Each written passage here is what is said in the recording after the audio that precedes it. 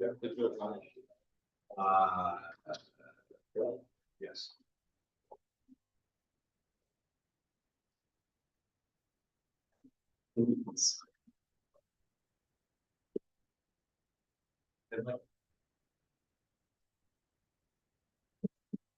Bunch of workshop getting in order. You want to stand up for pledge allegiance and roll the time.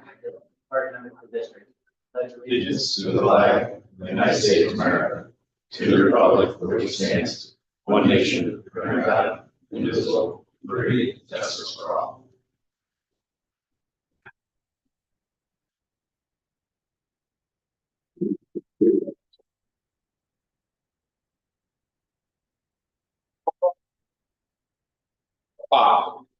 Nick, here, Dan, here, Brian, here.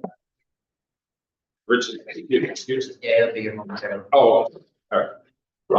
So yes, the notification was published in the Fire and it's posted on our website. We posted on the channel website. And the attached budget is as follows. For personnel services, sorry, $80,000. Firefighter operations equipment and support, $125,000. Retention and recruitment, $5,000. Maintenance of equipment, $135,000. Maintenance of the building and grounds, $110,000. Insurance, $110,000. Cancer coverage, $17,500. Communications network, $25,000. Administrative expenses, $45,000. LoSAP and life insurance, $275,000. Other expenses, $45,000. Bond principal and interest on DFD, $335,778. Bond principal and interest for WFD, $228,198. General fund expenditures, forecasted expenditures in the budget, 2026 total $1,536,473. We will though have some money left over at a tax rate of $5.36. We'll have some money left over. So $298,861 is earmarked for capital reserve equipment. As I just stated, the tax rate is $536. The assessed value is $41,425,623. Giving us tax revenues of $1,828,334. And then we'll probably have some money left over at the end of the year from interest and so forth, about $2,000. We're being conservative there. Which ties out to income of $1,830,334, equaling the amount that we plan on spending on the general fund and capital reserve.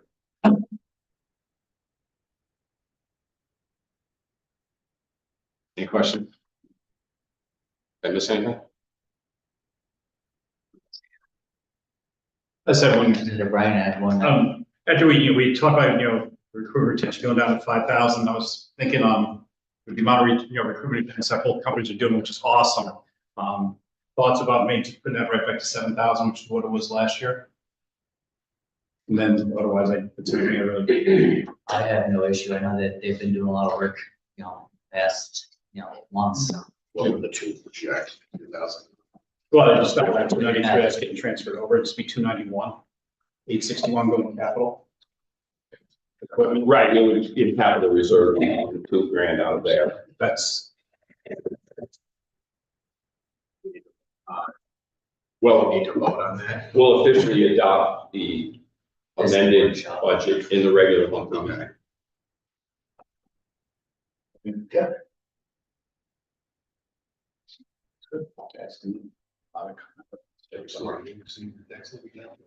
Oh, wait, we are now exceeding the 2% tax cap.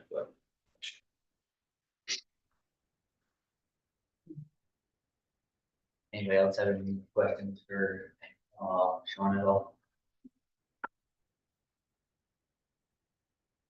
Any public comment?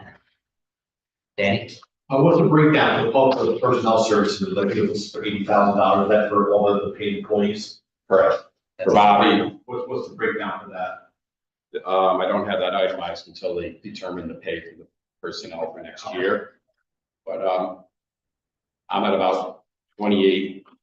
Yeah, but this year. 23. 20, then for this current year, I'm about 28, 23, and also like the administrative assistants are about $5,000. And then I'm sorry, we have Michael as well, 10. Mike is just important. We reduced Bob's salary to fund $8,000 out of $10,000 of Mike's salary. So Bob reduces workload and reduces salary and then shifted over to that. Bless you. Anybody else have a comment? Not hearing none, take a motion to adjourn to budget public hearing. Make it. Brian, make it, I'll second it. All in favor, right? Yes. All in favor? Aye. Aye. Right into monthly meetings.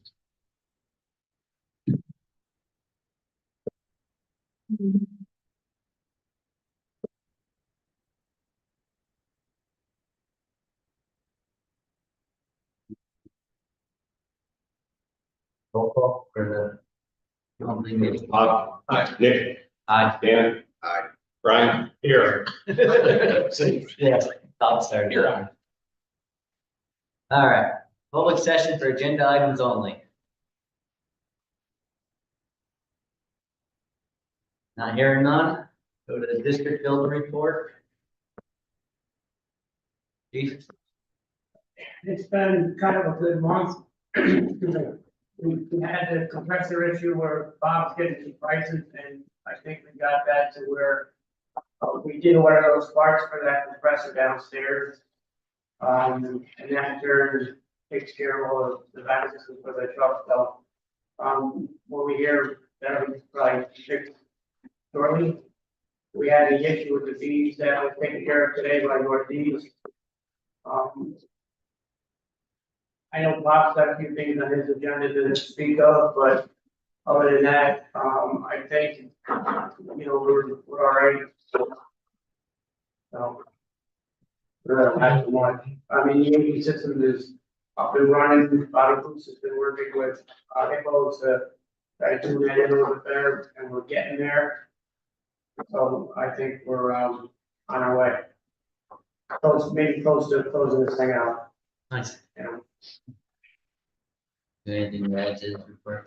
I sent a report to you guys, unless you have questions, it's all my report. I have nothing on that. Anybody else read the thoughts or any questions about what needs to be done? Perfect.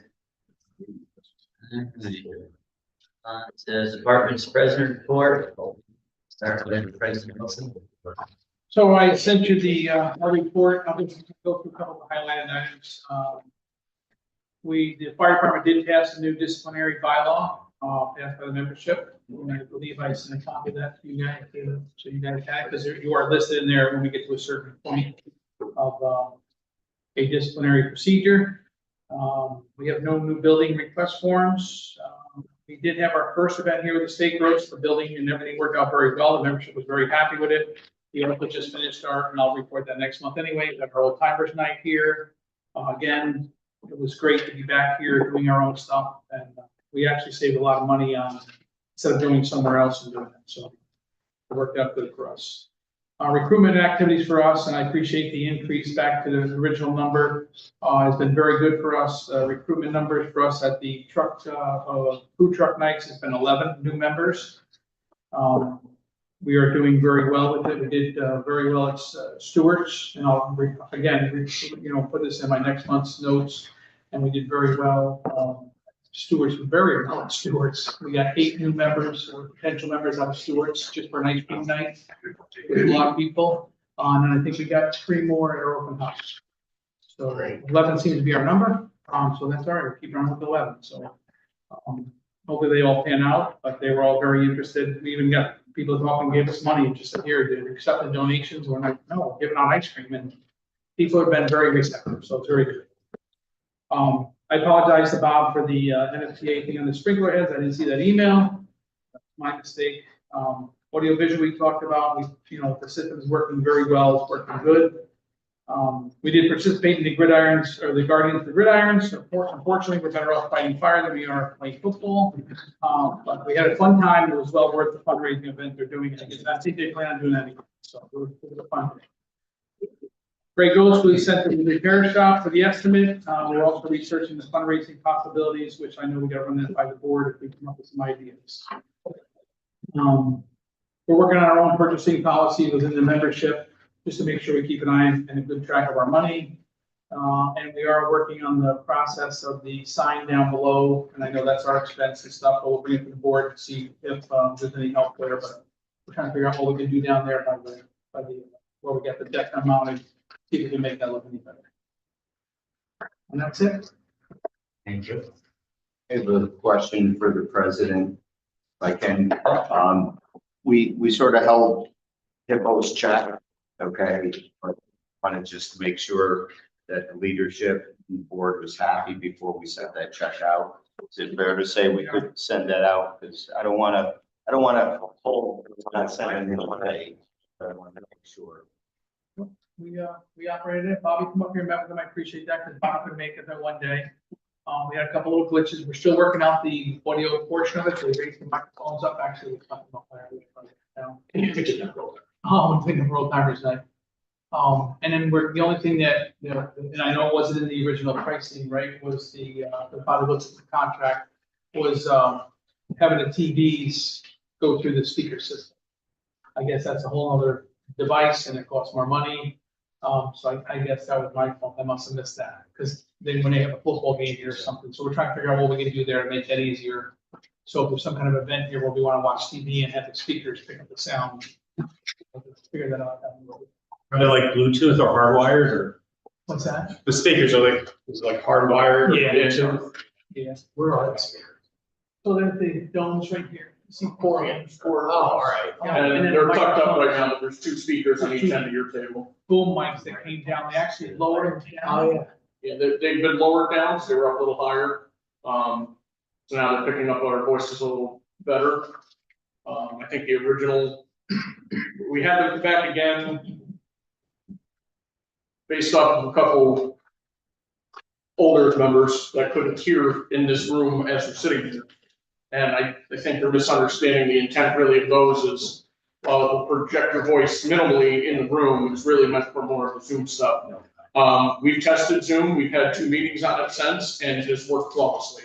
I actually recommend that the district use it for their meetings because it's that good when they're here. So Cameras right there. Yep, so the camera's here, you can move it with the remote and everything, it's preset to the table and the podium as well. We have officers that are giving reports, that are on the Zooms. We can hear them through the speaker system. So they're actually saying the report, we can hear them. I zoomed in. Instead of trying off the laptop that used to be set up there and you can barely hear them, but now they can actually. Yes, I feel comfortable with the work that Hippos did has been delivered as what they've been asked to do. I think people thought it was going to do more, and I don't know what else they're looking for. I know on the Zoom end, on the other side, it's done a lot because it's hard to listen to meetings and hear what's going on, so. Yeah, these microphones pick up everything in this room now, so. Thank you. Anybody else got any questions for Trevor? Somebody have NGFD's president report? Oh, you got it. Thank you. All right, so we had 2 new fire applications, Jean Denny, daughter of Eric Denny, and Katie Wilson, Cass's chief of police, both came back. No facility use requests. You get a work detail on 10/7. Minor repairs, clean up, prevent, and supervise. If we attend the Preston County Emergency Services Memorial on Sunday 10/5. We have 4 cast members honored: Art Bell, Robert Tell, Wilson King, and Tricia Burkhardt. On 10/7, DFT visit Belltop Elementary School for our yearly fire prevention visit. Well received, and everyone's very happy about it. Thursday 10/9, we got our clean night. Even bigger attendance than last year. I'm guessing probably between 300 and 500 visitors for the night. 5:30 to 7:30. And we got 2, actually just before we got there, we had 2 people fill out applications at the station. So one was a prior member, one got from community night, so I got to serve working. And we hope to get down to the Ramsey County Sheriff's Office Front Street on 626. I also have a couple of PR events and fire protection. They pulled Blooming Grove Daycare, pulled a home church last week. There's a Montessori school coming up this weekend as well for the fall fun fest. So we're down to the community and don't we have. And then it's all residents here. Thank you. Approval of the prior month's minutes.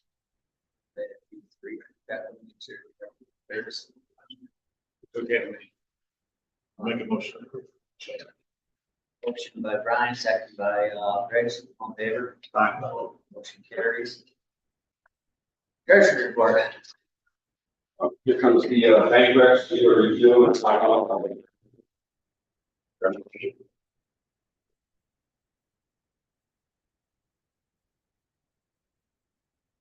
So for the treasurer's report, our accounts with the Bank of Greene County through the end of September, the money market account had a reconciled balance of $1,121,343.50. Of that amount, $962,506 in capital reserve equipment, $107,492 capital reserve building, $51,344 capital reserve repair. That account earned $1,816 worth of interest for the month. Year to date, we earned over $16,000 on that account. The Wymansville capital project account that we received funding from the Bank of Greene County on for the insurance bonds has a reconciled balance remaining of $251,929.54. We earned $456 worth of interest for the month. Total for the year on that account, $5,616. Our checking account had a reconciled balance of $230,286, earning interest of $455 for the month, $9,621 year to date interest on that account.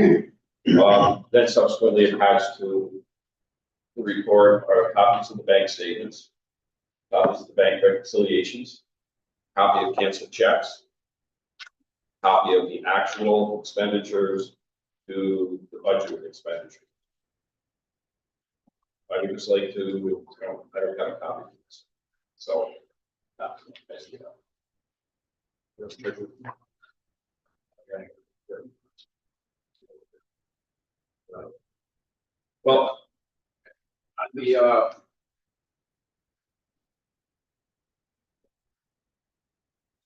oh, nice. Okay. Yeah. Flying off. Broke it. Just like Buffalo Bills.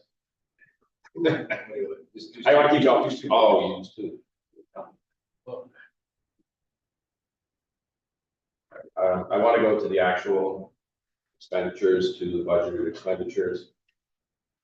And I did not submit that to you. Okay.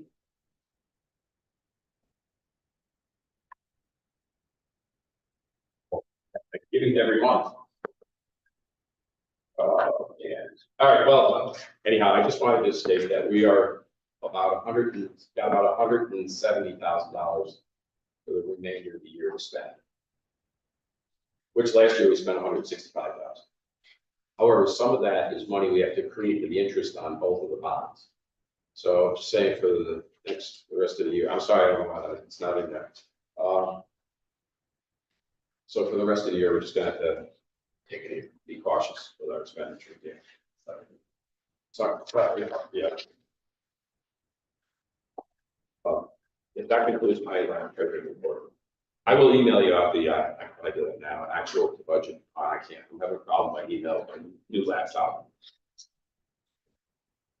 Anybody got any questions for the treasurer? You're right. Thank you.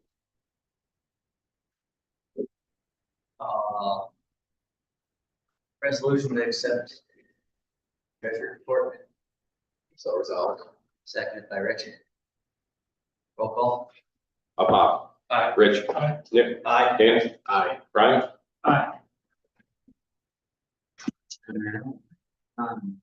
Approval of current month's invoices. Any issues? No, good, not that I can see. Is it good? I'll make the resolution to approve the I'll make invoices. the resolution to be approved. I'll second it. Roll call vote. Bob. Aye. Rich. Aye. Nick. Aye. Dan. Aye. Brian. Current correspondence received. All right, I got the M&T month-end collateral statement. It's a VFIS tow bill reimbursement for DFD car 1. The election day building use notification from the town was received for DFD. VASNY training and events information, and there's also workshop information for Capital Area Fire District Association.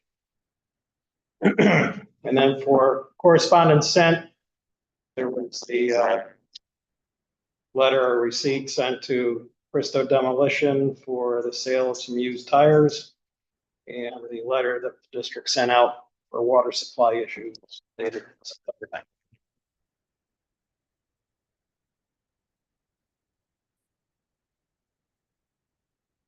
Business, post entitlement extension. With that, Sean. So currently we have a post-retirement benefit that is for $700 per year. For 10 years. And this is once you've achieved your 30 years in the current program. And some of the members, still pretty active members, are moving out of that tenure. They've already used it all up. So I know we had discussions at both last month's meeting and then at a long-range planning meeting that potentially we should extend this for 8 years. That's what we're currently working on, a new or another LoSAP program that is kind of in the works, it's work in progress. So we're going to extend this to current post entitlement for another 2 years. Is that what we agreed on? We're kind of bouncing, I don't think we really can. Yeah, we didn't remember, really. one of the things we like with the, I don't want to get totally off topic, but looking at down in long range, but the new, if we go to the new LoSAP program, we need 27, so we're gonna be like sitting here a year from now saying 2 more years, so it should just make like a round number, like 15. Because the idea, again, getting ahead of the LoSAP report is, we want to give members options in 26 to make decisions for what could potentially be something, a new option in 27. The only thing we'd have to be careful about though is if we start the new program, I don't think we want both of these programs to be run simultaneously. We don't want one to, or so maybe it's for 5 more years, or the establishment of a new program, whichever comes first. Or will the people that are currently, we'll just say my father-in-law, he's got 10 years, this will be his last year. So will he just stay in this current post entitlement, or would he roll over into the, I wouldn't believe he'd roll over into the. No, I think the, again, probably getting that a little bit, but Yeah. I think the spirit of it was to give members an option. So we're not going to take anything away, make anybody go where they don't want to go. So the idea would be for like a DC program to take effect in 27. So Correct. 26 is the year where, for example, in your example, here's your choices. This, keep going in this. Yeah, but my father-in-law, I don't think he should have that option. He should probably just stay in this because he's already fulfilled or got his full 30 years in the original program. So I think there's still Is it, things we gotta, I guess Iron my Man. only hesitation about extending the post entitlement 5 years right now. We gotta make a move on this other LoSAP program. Right. And I think it kind of holds the board's speaks, including my own, holds the board to speak to the fire, no pun intended. But we gotta make a move on this. I think if we saw we got 5 years, we could keep kicking this. Can do a continuing resolution for 2026, You know, so to speak, without shutting down the government. right, Because you're now allowed to extend your LoSAP to 50. So you're currently capped at 4, 30 plus. right. You could extend the 10 to 11, 12, or you know, whatever.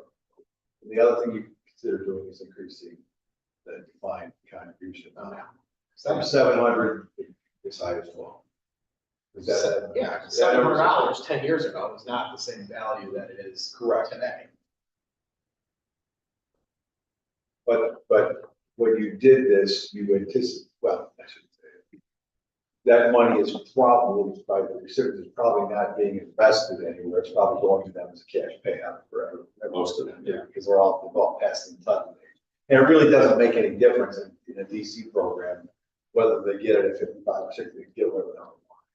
It doesn't affect the metrics of the program at all.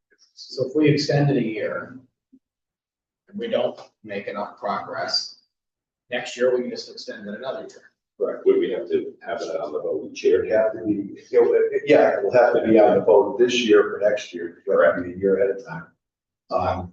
But assuming all things work swimmingly well, you would have a new program on the vote, on the ballot for 26. Right. That would, and it would potentially, I mean, it would be a district-wide vote, so it could be on your ballot.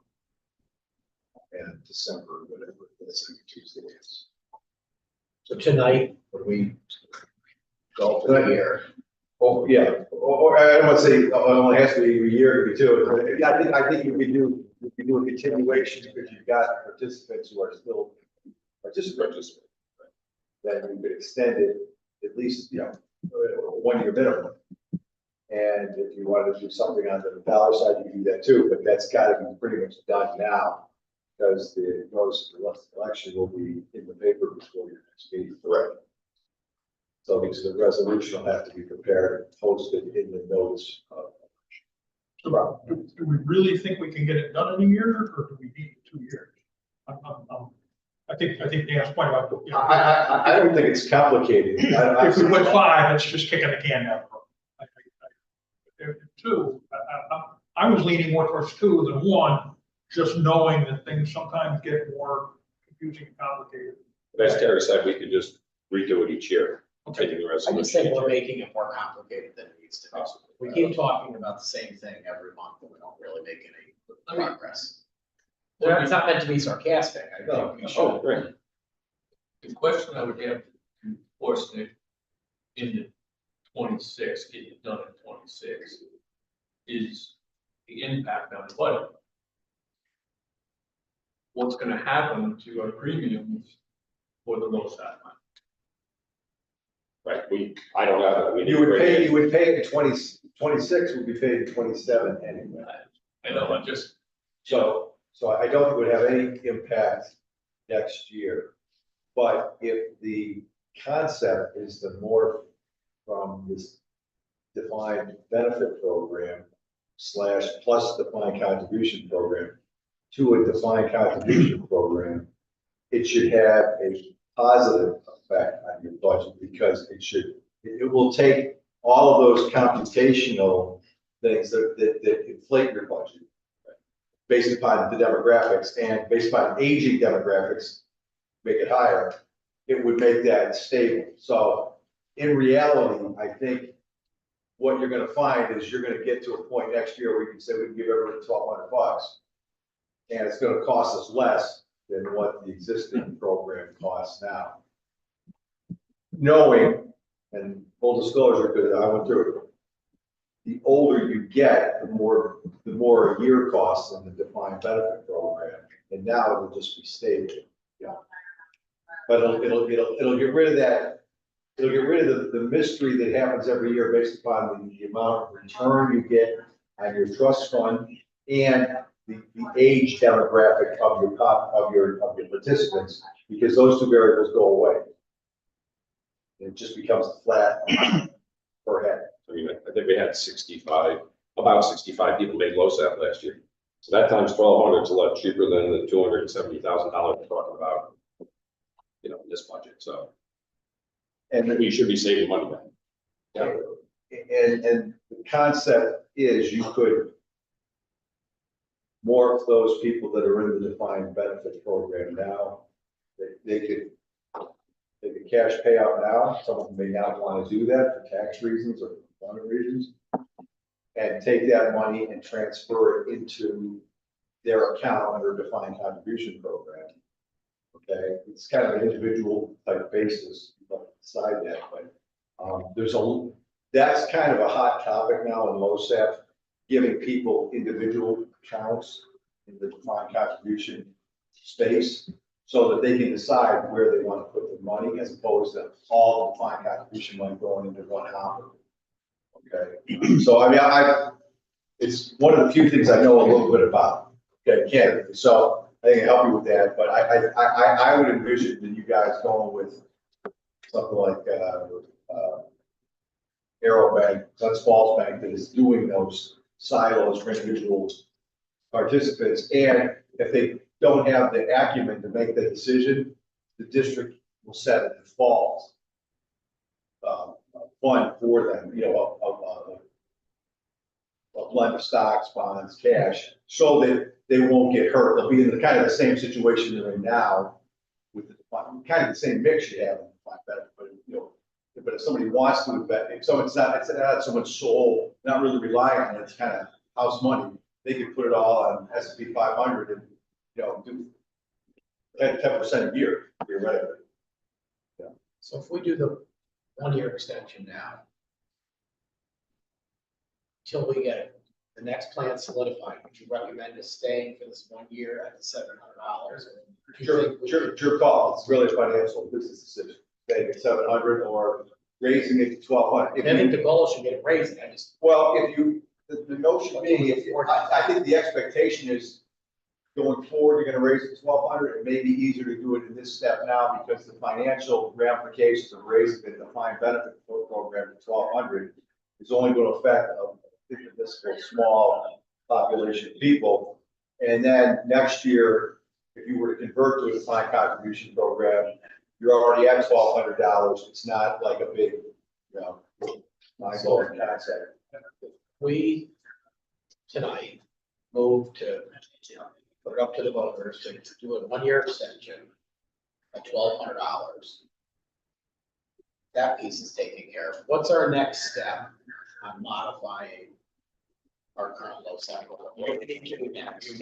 Talk to the plan administrator and get present values, 2026 values for every participant in the defined contribution program. What is the actuarial present value of their account? Because it's not what it would be at age 60 or hereditary entitlement age. It's what it is next year, or more like January 2027, so that you can say, okay, you've got $18,000, you've got $37,000, and then all of those numbers total up to 100% of what's in the trust fund.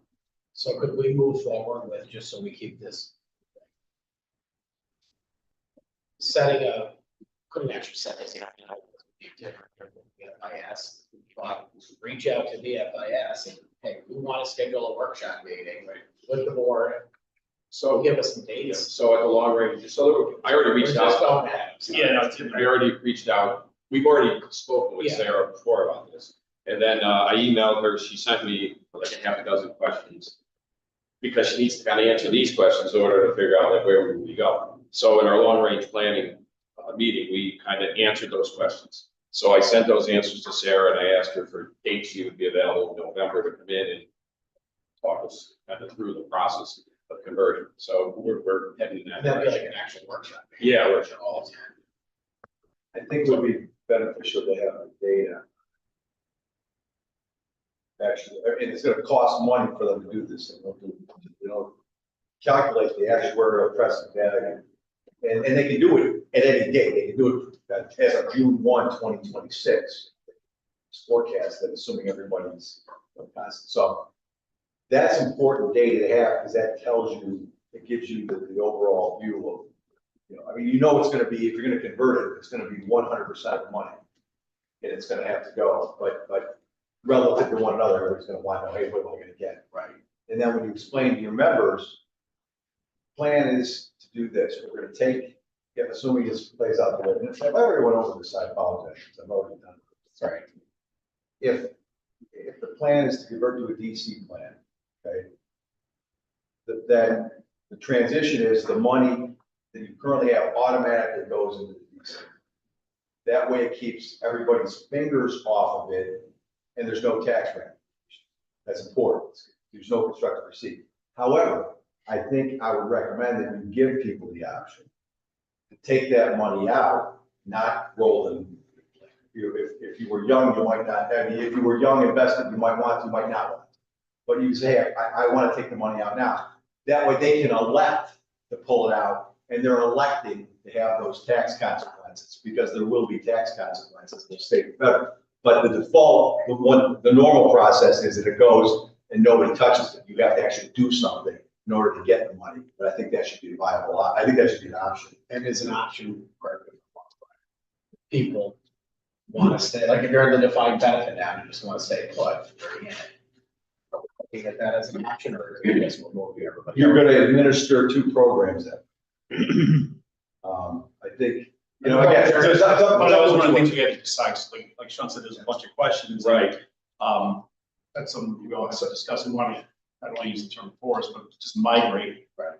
You know, Brian, you've earned 20 years now, going forward, Brian, 21st year is going to be $1,200 into a or whatever account.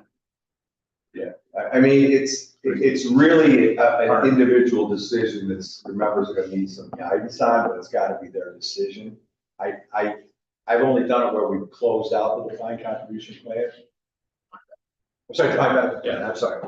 And migrated the money into the DC, into the individual accounts, or people taking the money out. And if you take the money out, you pay taxes on it, but there's nothing that keeps you from putting in your an IRA or a Roth or something. I mean, you can make those decisions on your own with a little bit of guidance, whatever's best for you. But I think by and large, younger people will tend to take the money out because there's not a lot of money in there if they're vested. If you're not vested, you don't have that option. It has to go until you're vested. And then with respect to anybody else, it's kind of like what they're feeling like. If they've got a couple of kids in college, they may want the money. It's funny money because they work with the school district, billions of dollars for pension. Then they would probably just let it roll. It's kind of neat. I mean, it's kind of a neat way to do this. It almost forces people into developing a financial acumen about their future that they might not otherwise address if they just in a traditional pension way. It makes people have to look at this stuff and see how they're doing. And if they can't do that or don't want to do that, you'll take care of it. You'll put them in a fund that's doing at least as well as your defined benefit fund is right now. There's nothing that prevents them under defined benefit program. What prevents somebody from appreciating and taking their money? The entitlement age. Just the entitlement, sorry. They couldn't do it otherwise. And that's important. The entitlement is important for you because you're administering those funds and you're counting on those funds being there, so you can't let people reach in and take them. However, all that metric got screwed up when they allowed post entitlement. They didn't lock you with the entitlement age and when the stock market. I'm just thinking back to personal experience where I got bad advice one time. And so I thought, oh yeah, I left my full-time employment for employment. I had a bunch of account there. I had to do something with it. Firehouse lawyer couldn't just make, oh yeah, you got 6 months for reinvestment. And or 30 days. Yeah. And I took 30 days. And I took a hell of a hit that year on my state and federal taxes. It's called constructive receipt because you had your hands on the money. But it goes back to firehouse lawyer. And I'm just worried about the scenario that you painted of giving them the option. We've got a lot of firehouse lawyers that are going to think that, oh yeah, you can we're going to have kids that get bad advice and take that money and think that. Here's the thing. You make it so you're protecting the populace, okay? So we're gonna move this money from defined contribution, or defined benefit into a defined contribution account with your name on it, and you're gonna get to invest it. Unless you decide you want that money. And then You're gonna be really stupid, and take that money yourself. or you may need the money and say, I'll take the hit now. I'll take, I wanna buy a new car. I'd rather, Okay. I got 18 grand, I'm gonna give up 6 in taxes, I'll take the 12. I just don't see us. What were you saying about Arrow Bank? Aerobank has just started doing this in a defined contribution arena. They're allowing individual accounts. Historically, most trust funds pooled all the money. And you as an individual wouldn't have the ability to allocate where your money went to. The trust would set up a fund and the administrator would say, it's going in this mix, okay? When we've done the defined contribution, it's I'm kind of militant about this. If it's when defined contribution, the participant takes the risk of the return on investment, not the district. That's the beauty of the savings to the district, but it's also the risk to the participant.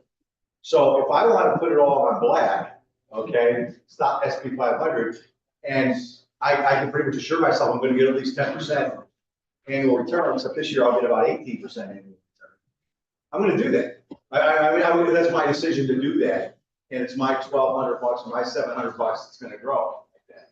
If I don't want to make that decision or I can't make that decision, you're going to have a default fund set up, or default funds, aggressive, moderate, conservative, that they can pick based upon it, and it'll be 60% stock, 40% bonds, 20% cash, or whatever the 10% cash is. So no one who doesn't want to look deeply at this is going to have to worry. They're going to be in kind of equally as good a position as they are now. The big determination is, do you want your money to roll into the defined contribution account, or do you want to take it out? And if you're going to take it out, you're going to know she explained, you're going to pay taxes on it, but you're making this election. You don't have to do this, but if you want the money now, this is what the ramifications are, and your balance is zero until the first money goes into your defined contribution account, where somebody else might have $25,000, $30,000, whatever their present value is. And that would grow based on how they want it, how they invest it. But set up these individual accounts. Say Arrow Bank, that's something we have to put out today. No, in fact, there's very few. Lincoln Financial does it. Aerobank just started doing this. And it's, it's kind of neat, because I mean, they've only done it once, I'm aware of. Now, but they administer a lot of retirement programs, so they basically developed this in order to compete with Lincoln Financial, to do these individual silos within the context of the contribution. Is VFIS concerned with this? VFS has not worked with Arrow yet, but I have, in another context, I have had discussions about Arrow. They weren't aware that Arrow was doing this. So, I mean, then there may be others out there. I just thought the convenience of, of this place doing it now, Arrow doing it now, VFIS, I mean, it wasn't in the context of North Greenbush, right? I kind of put the two together. I mean, it seems like too logical for us to not look at it. That's everything I know.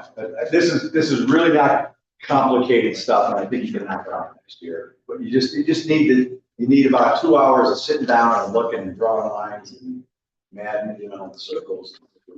But you can do it so nobody gets hurt, and so people will take, if they want the money, they can take it, and it'll be their decision, and they'll understand before they take it what the ramifications are. It's consistent with the vision of our future needs. Getting pretty laid out. Seems like there were a number of, younger firefighters who were interested in that.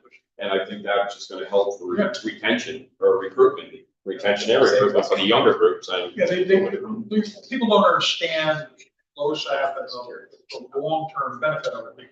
They can't look that far ahead. But if they have a little account on their, they go and check and see how they did, and, hey, I made, there was a point this year, I was at like 32%. I mean, it was the go-go days of the, before March hit. But, you know, it's like phenomenal. And. you know, Even now now, it's- you're probably 18 or 19. Yeah, but that's, whereas in a defined contribution program, you're guaranteed 4%. And that, and unfortunately, that disparity in yours is detriment to the district, because you have to fund, you know, they're figuring 4%, that's all you make on your trust fund.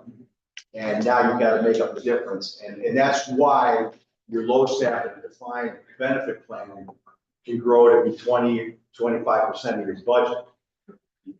With the aging demographic and low returns. Whereas when you go to defined contribution, the returns are whatever the participant wants to go to strive to. They bear the burden. I mean, it seems to be more consistent with the way people plan their retirement. More people have 401ks now, so they get it. They put the money in and then they can, you know, move it around and see what they want to do. So that's really kind of how. So if, like, make a resolution 1 year, you know, it's obviously a little bit, 1 year, $1,200. I think so. I'll make that resolution. We'll hear it. We'll vote on it. You're making it? I'd like to make the resolution. Brian, make your resolution. Rich, is that you made? Subject to mandatory referendum, effective January 1, 2027. And we'll write this up nice. That's good. There, Sean. Sorry. Oh. What? Now I'm confused. I was gonna start down here. Rich. Hi. Rich, That's it. Nick, Hi. Dan, Aye. Ryan. How do you pull that off? You looked at me and wanted to start down there. I didn't understand. He does it all now. Keeps you on your toes. You gotta watch it. It's tricky that was. Town of North Greenwich water pressure issue follow-up. Dan, I know that's you. Yes. So I sent the letter regarding, few things, the concern about the total loss of water and Swiss Acres development on multiple occasions, and then each chief submitted, some concerns they had. I did hear back from a few individuals, Councilwoman Sabo reached out just to acknowledge it, offer any assistance. I also had a couple good conversations with, Councilwoman Kelly Hoffman, and she is facilitating the scheduling of a meeting. I spoke with the town supervisor, secretary today. So a meeting will be scheduled to discuss these issues. So at the meeting, it'll be myself. Once I know the date, I'll put it out to the other commissioners. If one other commissioner could join me, it's chief, it's from each department. Again, I don't know the date yet. And then it'll be the folks from the town. So if I could just get from the two chiefs, if there's anything else like water related that you haven't already given me, and thank you, Dan, for getting me that other information. If you could just send that to me, so when we eventually have this meeting, and I do think it'll be sooner than later. This is kind of our chance here, like water department, some elected officials. You have a copy of the letter they received, but if there's anything in addition you want me to add to the agenda, I'll do that. Okay. All right, that's it. Thank you. All right, new business, 2026 budget.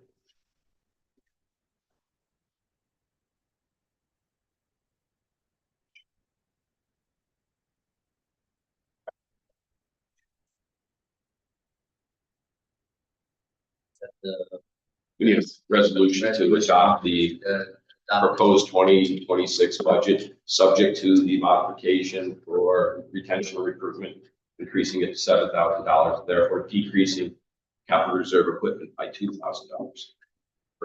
We're going up to 7,000, right? Up 7. up 7. Oh, up 7. Up to 7. 2-7. No, This is the amount that we're gonna put in it. I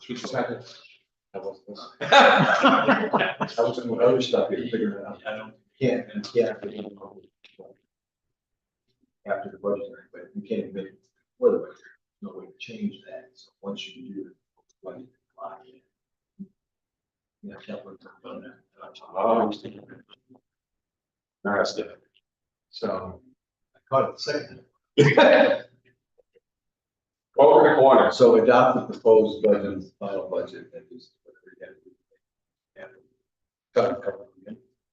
I think it was 2,000. It would be $2,000. Right now we have 5,000. Take it out of your. So 7,000. So we want to increase it to the budget. Yeah, don't take anything out of that, sort of.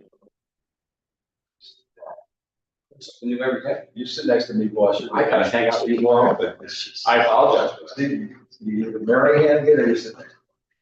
I'm stuck with both. Yeah, I mean, I'm blessed with both. I'll make the resolution, but if you want to just. To adopt the proposed budget as the final budget. And increase the. Increase of the retention time. $2,000. $7,000 total. That's good. Thank you for first doing that. We need a second. I'll second this. Roll call vote. Brian. Aye. Dan. Aye. Aye. Rich. Bobby. Who made the resolution? Sorry. I did. Nick did. Nick did. Who second? Right. Brian. Thank you. All right, so we have an Alpine software proposal.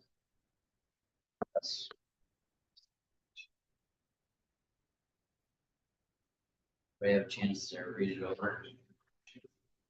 Do you mind giving the summary on Yeah. So as everybody's aware, Rensselaer County has implemented their new CAD program. They have a partnership with Alpine Software through file drop in the API CAD interface. There are agencies in Rensselaer County right now that are doing that. That was the goal, the direction we were going in. Okay, this is why we're allocating more iPads to the radio rooms. And however, we never purchased the CAD interface from Alpine because there was no reason for us to purchase that at that point. Now we have to have it in order for Rensselaer County to push the CAD data right to Alpine. So what that does, basically, Lionsville to Breesville gets a call. It will automatically generate that call in Alpine software, Red and MX. So it automatically generates it. It'll populate it with the basic call information, and then our people pick it up from there. So when I say our people, it could be the chief or the incident commander at the station after the call wants to add some stuff into it. And then the data entry people, Bonnie and Jim, go in and do the stuff that they do to it. Okay, so it's not like it finishes a report, it's just the interface that we have to have. It's an annual cost. It will be $1,500 a year annually. In addition to what we're paying Alpine, our cloud service that we have with them. All the modules we buy and we purchased before from Alpine, we bought them. They don't charge us anything for that except support and maintenance in the cloud service. That's what they charge us for. So this would be moving forward, another charge. However, if, for instance, we are looking at biometrics for people signing in calls, that's something that we're looking at. We gotta have this. Okay, so we need this so that it can capture that call, and then that person is now, or their fingerprint, they're signing right into the call. This is the way we're going. Fortunately, the county has the CAD software has a relationship with Alpine because they don't have this with everybody. I know the city of Troy is using it. City of Troy, Clinton Heights, and I think there's a couple other agencies, but that's what this is. This is strictly the reporting side. From the county. So because, and the reason why there's an annual charge is this is not just something that goes in place and nobody looks at. This is gonna necessitate Alpine, because they have to manage this. They are the ones that are gonna be managing this. It's not necessarily the county. Alpine creates the interface for the county to push this over to us. So that's why there's an annual charge for Alpine, because it's not just like a module. They give us the module, they load it onto our software, and everything's good. This is gonna require hand touching by their IT people. I'm struggling for the right words to use here, but I don't want I don't want this to screw. There's no value in this to the incident commander on scene, because there's nothing there that No, he or she hasn't already seen. no, it's a records management thing. It's just pre-populated. Has nothing to do with what we input or output. What we input, we get from output, like IAR. No, and it's not gonna, this doesn't do away with our data entity. Okay, this is just the basic information that rolls right into the report, starts the report, and I don't know every little detail of what it populates, but it populates enough for our people to take it to the next step. I guess it's a hypothetical question. I don't know if you know the answer. No. What happens on those? Factor numbers. Well, we would do it the same way we're doing it right now. Okay, if for some reason they're down on that, then it's not started, and we're gonna have our data entry people will be doing that just like they would anyway. So, Which I'm sure that won't affect their call. Nope. We have to capture. They have to capture that every each call, whether all of that. The county so system. it would help us for 99% of the time. It would be quite. I would think so, yes. Just to clarify, because that body, plan that call gets started. Makes a call, makes sure that goes, everything goes back, and all the times numbers come from that as well. So the days of, there's no more times numbers and there's too busy for that, it's all started when that call gets started. It's not like everything's over, so it's also. So what right now, we're too busy for types of numbers, it's strictly me getting on the phone with Right. Bobby, So we, the call gets started, our last meeting dispatch is what it's up. Like all those numbers and then it's all there over. okay. So basically, 50% reported is that there, the rest of the now put the attendance in and. So that's a sales point, and it improves the situation. Right. For those occurrences. Right. Now, could there be a downtime where, because the CAD interface between Alpine and the county is down? Of course, it could be. I mean, that can happen. So then we go back to the normal way we would capture the information. We have that in now because the web-based CAD we had downstairs, then we can go back through it on ourselves and we're.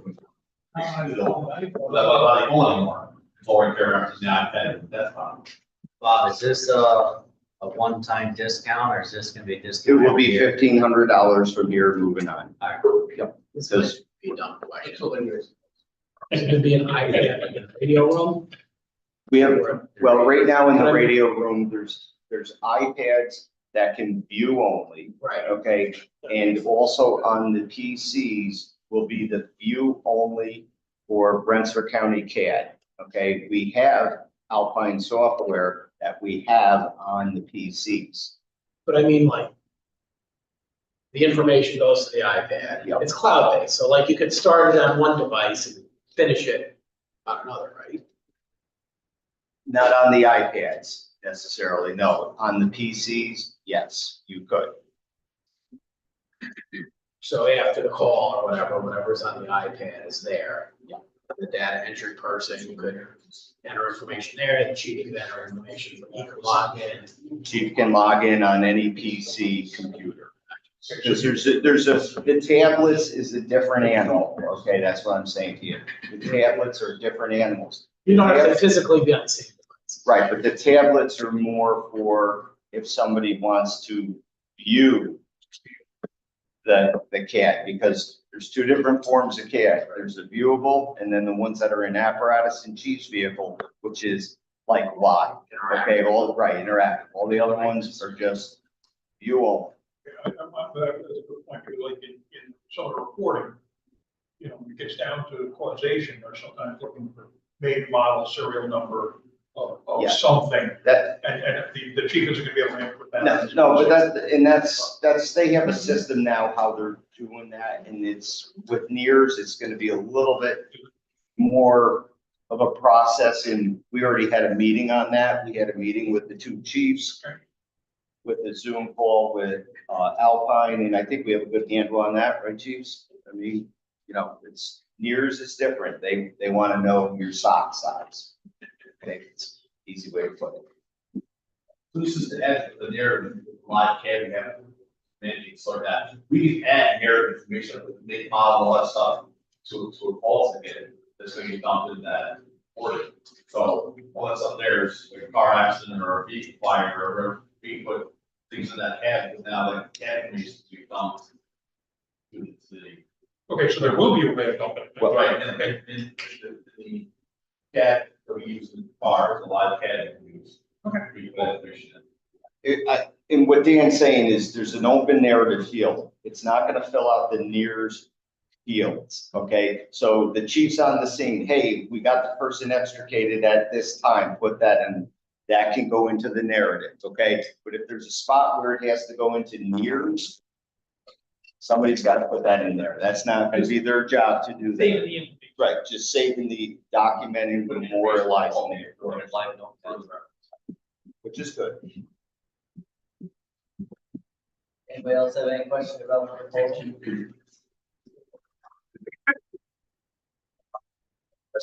I'll make a resolution. Second. Resolution by, Brian, second by Dan, roll call vote. Right. Dan. Aye. Nick. Aye. Rich. Aye. Okay. DFD generator maintenance plan proposal.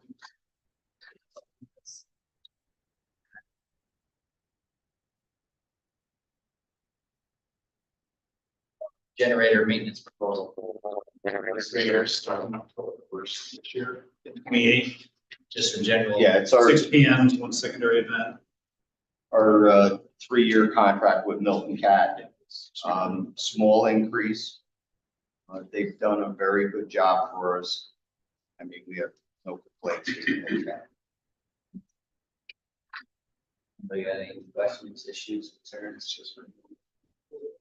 Entertain a resolution, the generator maintenance proposal. Bob's second, Rich, second by Rich, roll call vote. Bob. Rich. Aye. Bob. Bob. Nick. Aye. Dan.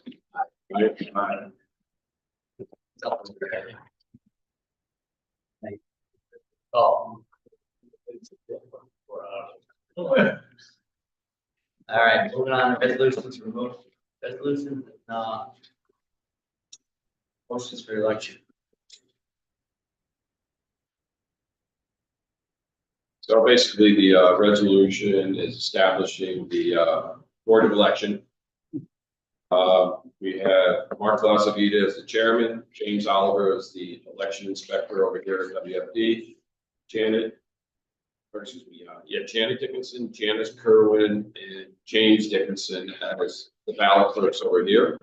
William Stewart, Mike Glashmidt, Jim Minor as, Bill Stewart, I'm sorry, is the election inspector at DFD. And then we have Mike and Jim Minor as a ballot clerk. Tim O'Connor said he could not do it, but he did in the reply mention Beth could do it. I guess a significant other. So I just want to confirm that with him, but I don't know her last name. Do any use Max? I mean, if you're okay with that, then I'll change that to add her name. He said she was willing to do that.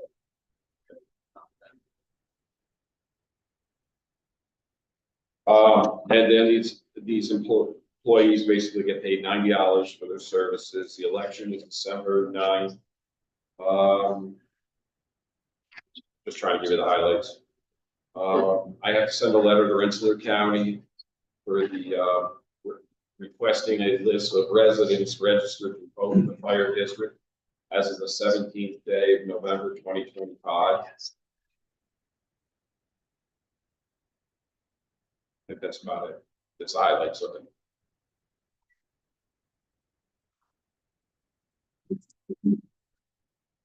concerns? Well, I read it. Okay.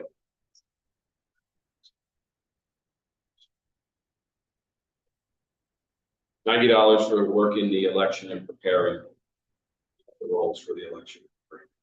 And there was, Terry had suggested, it said, in the last paragraph, and be it further resolved that the board directs the secretary to send a letter to Rensselaer County Board of Election requesting a list of persons. He wants me to change that, a list of registered voters instead of persons in the fire district. So we're gonna make a slight change to that.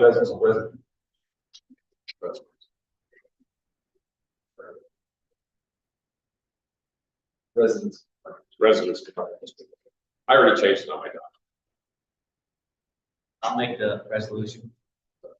Second by Dan, roll call vote. Bob.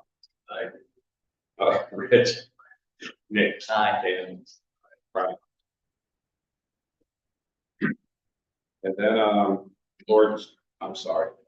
Did Motion. you want me to go ahead on that? Yep. Okay, I'm sorry. Yes, we're good. All right, so there was a motion directing the secretary to place a legal notice in the official newspaper of the fire district for the election date of 2 commissioners, one to serve 3-year term and one to serve a 5-year term. Yeah. Commit, and these 2 terms will commence on, January 1st, 2026 with the election to be held on Tuesday, the 9th. We're gonna have, I have to add into this motion the LoSAP proposition, so we're gonna still like modify it for that. Okay. Provide copies of legal notice to the town clerk and she's over in her office for posting on the town's website and on their bulletin board and posted on the fire district's signage board and website if possible. No sooner than November 19th and no later than November 24th. The fire district secretary is further directed to post a copy of legal notice in the fire, I already said that on fire district's website. The legal notice must be published in the record by no sooner than November 5th and no later than November 12th.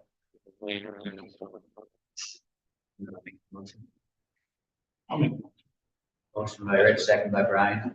All in favor? Aye. Aye. Very good. Thank you. Thank you. All right, moving on to the clerk police report. Being that it's an even month, go with, Chief Wilson. Oh, let me get my host, I didn't go first, but. So the monthly report was submitted, the person submitted. For the apparatus, facilities board to swap for Twitter, annual service inspections completed. Utility heads, backup one installed today, swap for Twitter headlights installed.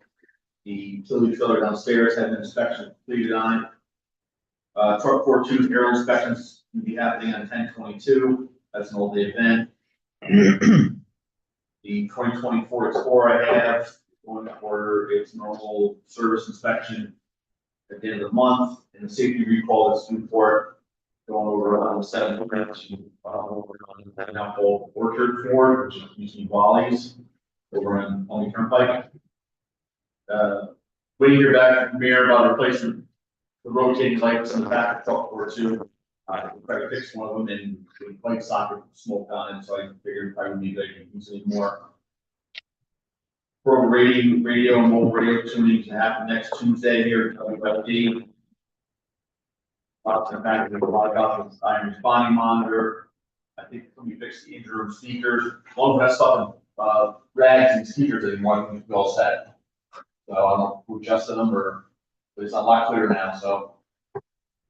Are we still gonna, you're happy with that? I mean, for the time being, long stop, people stop adjusting the volumes on the black box. So the black box that I line on that people can know that don't go over. And then if you're happy with that, As long as you, the issue was just, when the average, you just couldn't hear them. I think it's, this need to be tuned or whatever, If it's working, we'll keep it as being, if it's works again, we'll go another route. So if I mean, it's clear, if you hear them again, I'm good with that, so. So we're okay with wells then? Yeah, I wouldn't, yeah, don't bother you. They're working fine, just keep people stop touching it. The SCP compressor, I talked to Robbie Blau today, he came by, and couldn't, for some reason he couldn't make it, it wasn't top enough 6,000 PSI, and he came over and it was, which I don't know, if it has in the past. So he was gonna write up an email, send it back to me, which is what else he found. There was a small leak that he had found on a stainless steel tubing, which is gonna replace with a high pressure hose and fittings. That would resolve that one, so there was some kind of small leak that they noticed. The ticket on 427, they just sent back for service, the screen's flickering on it. One of the SCBA's MES has now to get replaced or service it. The box sent back to stuff like the building and grounds and fuel shed and air compressor. So that's. Perfect. Anybody have any questions for you?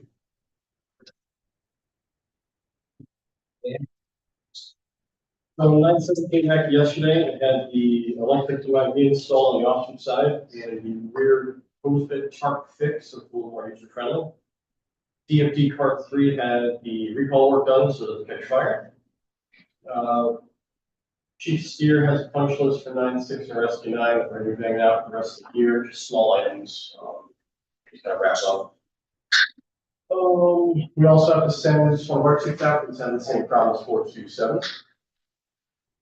Over the past month, we've had our open house, which was a great success. We went to Hilltop. We went home people last Saturday for their like community event, or kids build the little wooden cars. We had a truck down there with PR. We're on the daycares at Reform Church, and speaking of one Montessori, so doing our best to get out in the community and get a short pace. We're scheduled to have live burns last month, but it was canceled due to low attendance, so Chief Wilson would take it up on that, so I work with the fire instructors to see if we can make it happen maybe in the spring, of their plans to get more people involved. With Chief Wilson, we've talked to Rensselaer City Fire, get the box alarms updated. So we're now the fast team on the second alarm, that's it. We're no longer increasing alarm, sending an engine to the rotation cover, 427 or the engine. And instead of going to the Freesville, the rest of the second alarm, we're just going to go straight to the rotation cover. This way, we're not overextending the Freesville for mutually box, and we're providing better service to our neighbors, so they actually can get a crew for the standby a little quicker too. So that's should be a huge benefit, and we appreciate it. So, here are our concerns and working out this. We're gonna have South Geostantial string in Freesville on 10/27 and 10/29. Again, that's a team effort with the Rensselaer City Fire Department. So we have the heavy program on.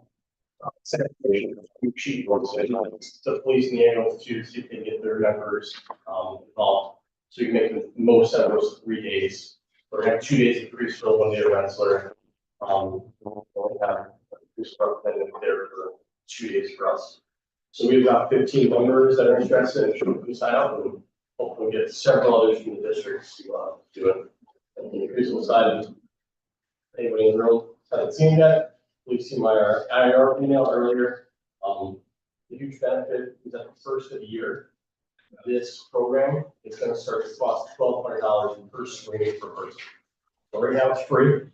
And the company has essentially been generating data for the past 2 years. That's how they're getting away with doing it for free. They're getting data for their own use, and then they're not billing. Well, apparently they have enough data now. So January 1, it's going to be $1,200 per person. And unfortunately, most of the insurance carriers aren't covering this. This is a huge benefit. If we can get a bunch of people in the program, it's great. Any questions on it? Please do know. Kind of a question, we're comment about the duty crew funds. We're anticipating at the end of the year to have a little bit of money left over that others can't use because they'll use their money and then they'll have like, $20 or $25, not enough left to buy something, but still money there. So we're wondering if whatever money's left over at the end of the year that we can't use, can we use it as a group? Can we pull money together and buy something for everybody in the program. We don't really need an answer right now, but just looking toward the end of the year, if we can use that money, that'd be great. I'm getting a couple questionable looks from the board. I was gonna step away, but if there is any unused money, we can make a resolution at the end of the year to encumber that this year, so I can have that in the annual report. So if there is money left over, yeah. It shouldn't be like a lot, but again, if someone has $15, $20 left over at the end, just can't use it. You know, what can we do with that money to make sure it understanding? So yeah, ideas are great, we just use it in a big group, buy something for small group of members or whatever. You know, because we're looking to get that. So if we have question about concern, it's your chief Wilson has similar concern. The last thing, on 9/28, on Sunday, 9/28, we had another trail rescue down the Tech Park on Virginia. Had someone fall into the Tustin Trail and we had a little bit of assistance out, thankfully they're ambulatory. So between us and the ambulance, we were walk the person out to the trailhead, good assistance that didn't make it harm. We sent a letter to Bureau of Public Safety. This handful of concerns we had about that call about communications and dispatch and the actual call. We got answer back from Deputy Director Pepper. So one big thing got out of it is both trailheads, one on Stoneclay Road and one on Goldenview, now have hard addresses. Goldenview's going to be one on Goldenview is going to be 2 Goldenview. That's going to be trailhead address. One on Stoneclay is going to be 50 Stoneclay Road. Problem we had is we got dispatch from 105 Jordan Road. As you know, that's an office building, about 3/4 of a mile away within the trail where the first action was. It sounded like just the dispatch, that's the closest building I populated. So thanks to the county for fixing that. So hopefully get a better idea, we'll get quick response down there. Also had any concerns about getting more information on the dispatch and IAR. Not to get a thorn in the side of Bureau of Public Safety, but we're going to keep pressuring them. If we get a little more information on dispatch on IAR, so better heads up for calls. I know Chief Camper has a mobile CAD now, but I'm always going to try to get more information to our members so we can get a better response out of it. Because we all know Alpha EMS call at an office building is going to get a different response than someone that fell while on one of our tracks.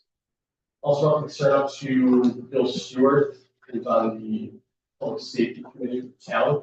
He's going to bring it up to the town as well to see if we can find out who owns those trails and see if we can work with them to try to get better labeling throughout the trail. Bill had a really good idea about maybe set waypoints on the trail.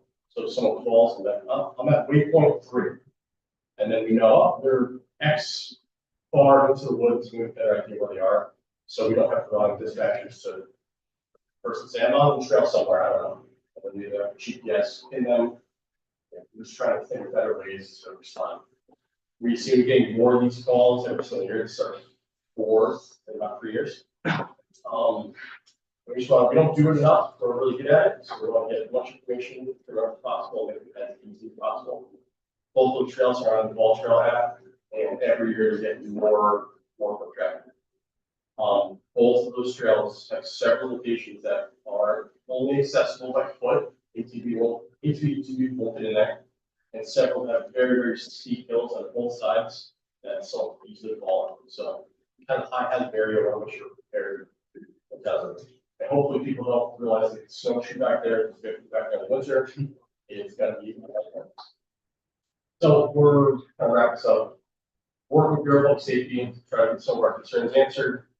And maybe get a little more information for us to know how their system works, so we don't constantly keep complaining to them about just how it works. Well, that's why I make sure they're aware of our concerns. So, yeah, have to be informed, but be informed.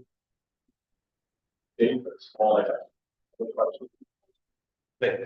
look at it, it's like RPI owns all that land. Yeah. Yes, so the last trail rescue we had, we got Ranger Jackson from DC involved. It's actually, he's on it. And Central, which is out, was some office. And the one off the stone plane, the next year got relabeled, so there's trail markers, there's a trail map, and someone's taking care of it. Right, as a class, so that was a huge improvement. I don't know who owns the one behind Regeneron. I know that Regeneron plus a big new board, the trail map and everything, I don't know if that means. It's not good, I work with RBI, but. My recollection, my understanding was that RBI was gonna own the trash.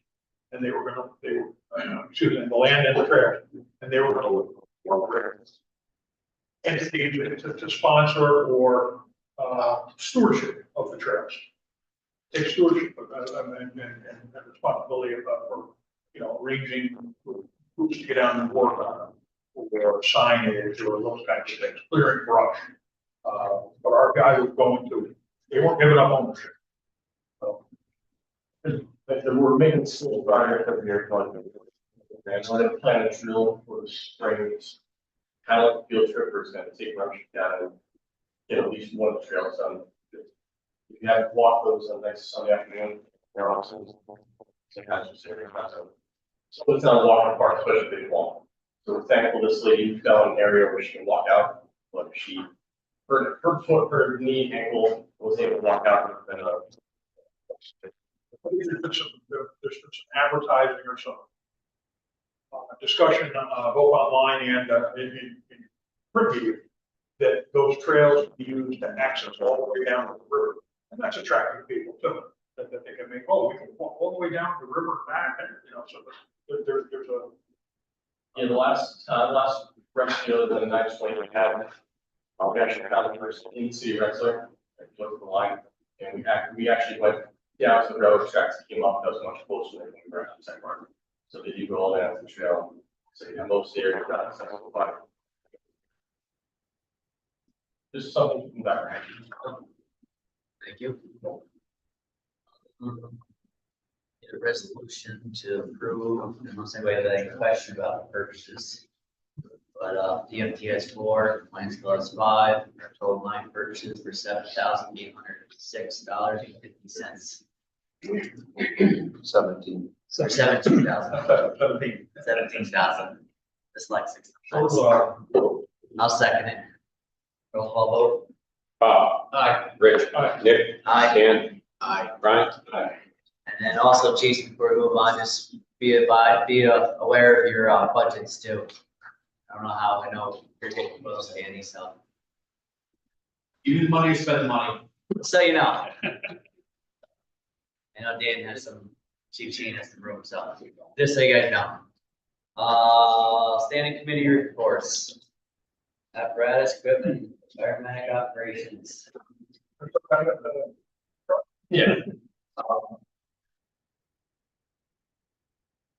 I've put together a list of where the manufacturers are reported to us.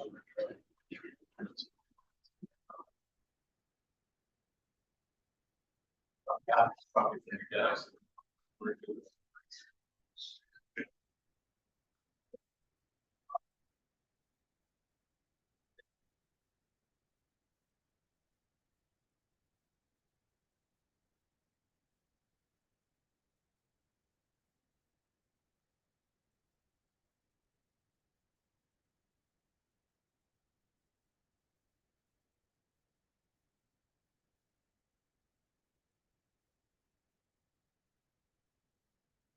You guys can see from the thing, this isn't so much the specs as is estimated height. Just so everybody's aware, the lowest price differentiation I got between a mid-mount and rear mount was over $200,000. Some of them were $300,000. Right now, the two that are probably in the situation where it's, you got two Rosenbauers there. They're both 104 footers. The one they call the King Cobra, which actually has a jib on it. call on Chief Wilson, because he ran it down there.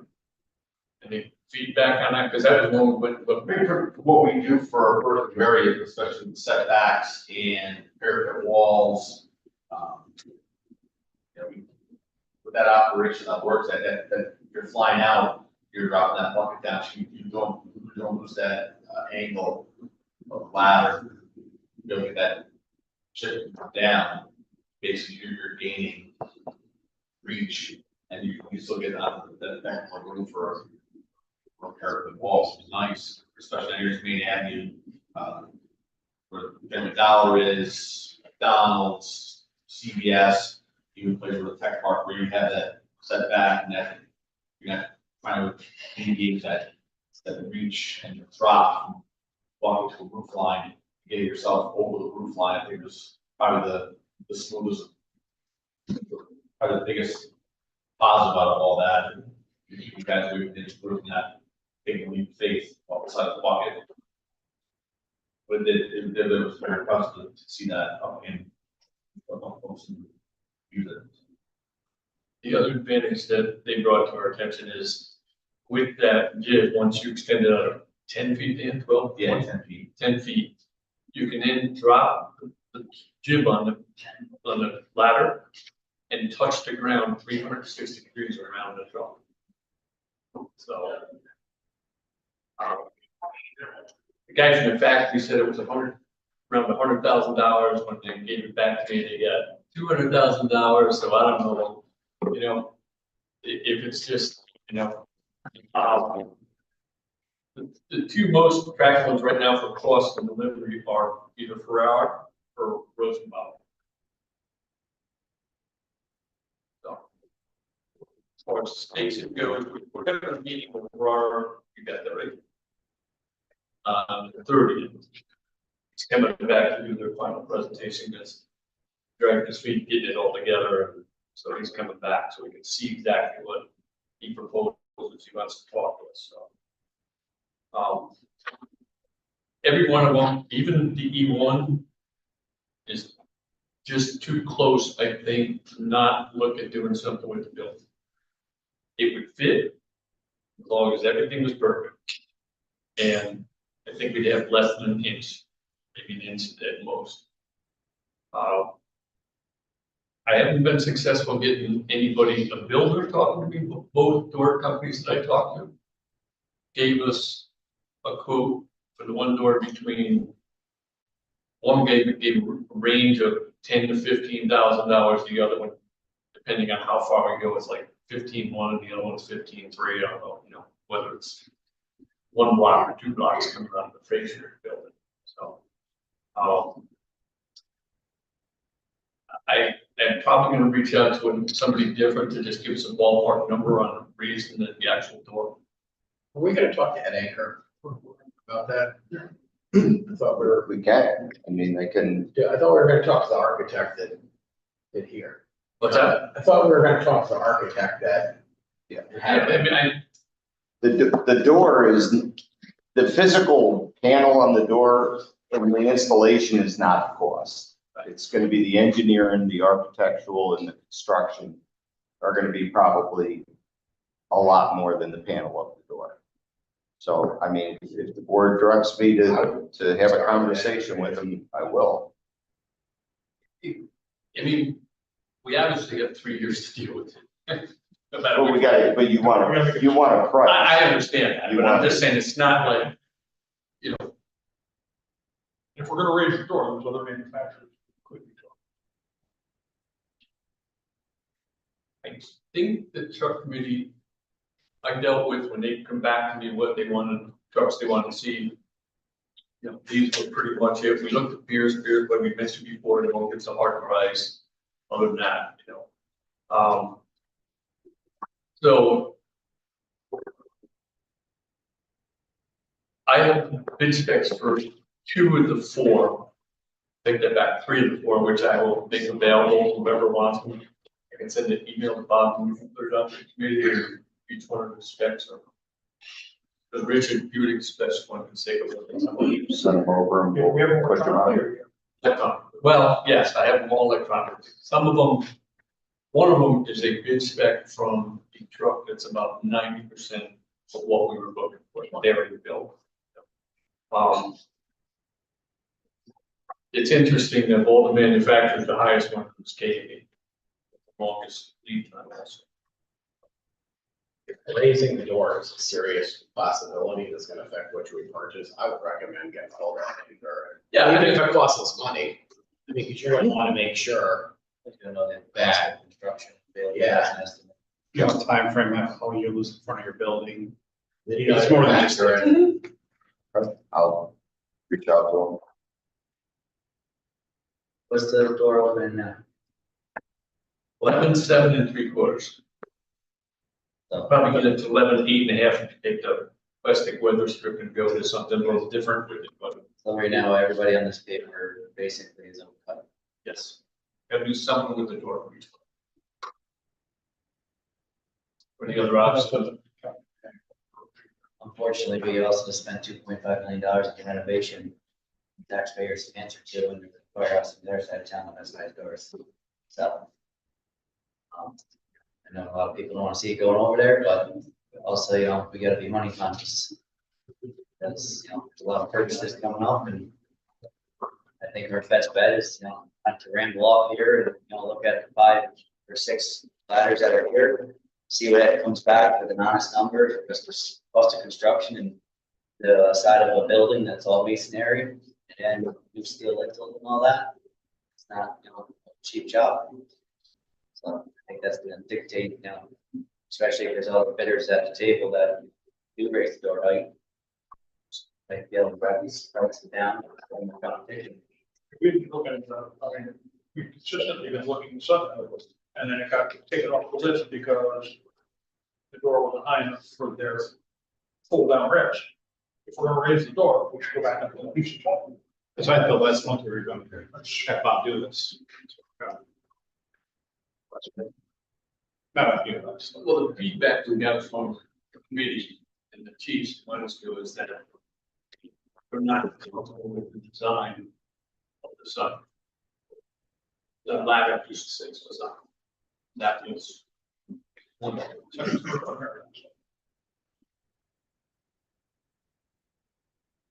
Well, not what you buy, but it's a story. Right, so that's, right, that's a good next step.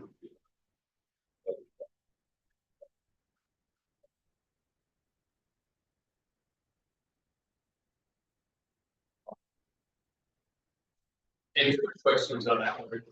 Oh, it's still quick. You don't, but, the truck company goes.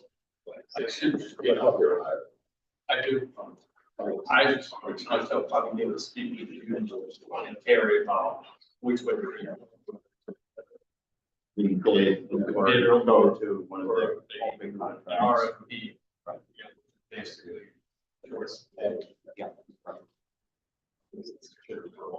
The other thing is all the manufacturers stated that they expect a significant price increase after the first year. They can't tell us sometime after the first year. It's significant price increase.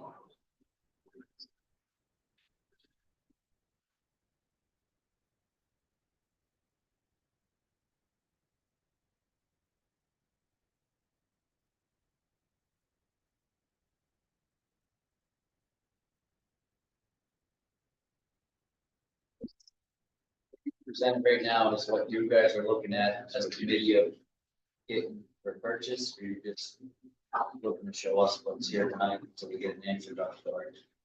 Those are 4 manufacturers that are under consideration for purchase.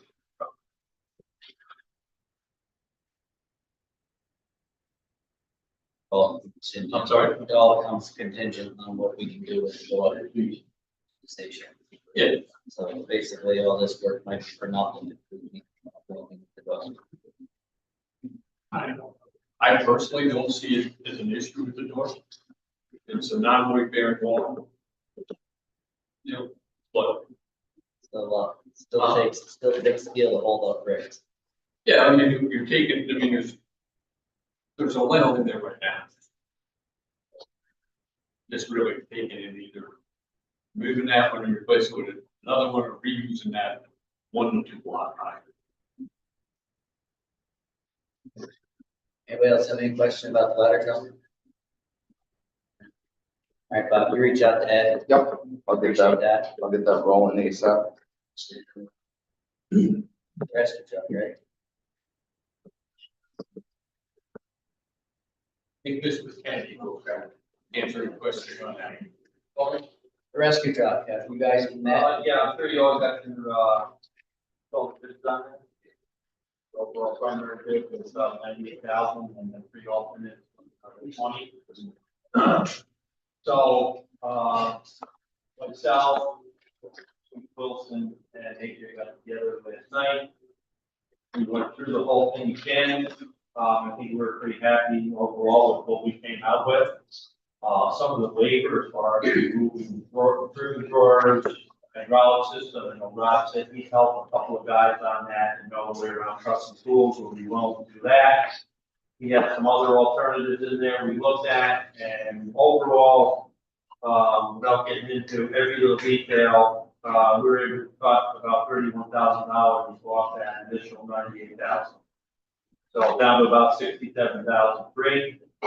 And then out of the 3 alternates, the one we felt was most important was repairing that whole back plate on rescue, just like you guys did with your truck in the rehab, because it's corrosion.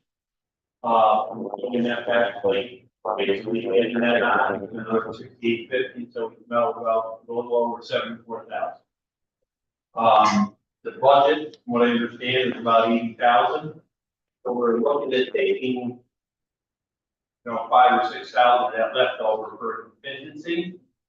And some of the things we're looking at is actually servicing the phone system instead of removing it. The work, gas, phone pro, so put it on the discharge amp, and you're really in trouble with it, we just kind of stop using it. Rather than remove it, maybe a little bit of resale in the future. Doing that, but to mirror. Doing something different with the part. Bob mentioned that he knew someone that kind of helped us out with that. And the decal for wages at almost $5,000. Just adding the rescue port to it. And again, we have other people besides Premier to do with that. So that's when we thought that $6,000 to max 8,000 would come in if we have some leeway in there to do it. Obviously, if the phone system is, it costs too much money to service, there's kind of problems with it, we wouldn't do it. I was talking to Bob for the meeting, and he would like to take this, set up a meeting with Jeff from that. No, not sorry. And set up a meeting with Jeff from Premier, along with myself and AJ, or myself or AJ, and we're going to sit down with him and go over these new ideas. It's not completely redoing all the specs. We messed with some of them a little bit, but basically with eliminating some and keeping others. And then, I'm correctly saying this, that we have a meeting with Premier, setting it all up, have that put in a new, give us a new price. Right? Yeah, and, I think the committee did a good job at, trying to bring this back to where the budgeted amount is. What we did with the Freesville's project is the board did pre-approve up to a certain amount so that it didn't hold us up. I know Jeff Riccio was going to be here tonight, but something came up afterward. Apologized to the board and committee, he couldn't be here. Wanted to be here to answer any questions, but the key thing is to try and get on his schedule. Otherwise, this thing could get pushed out to like March.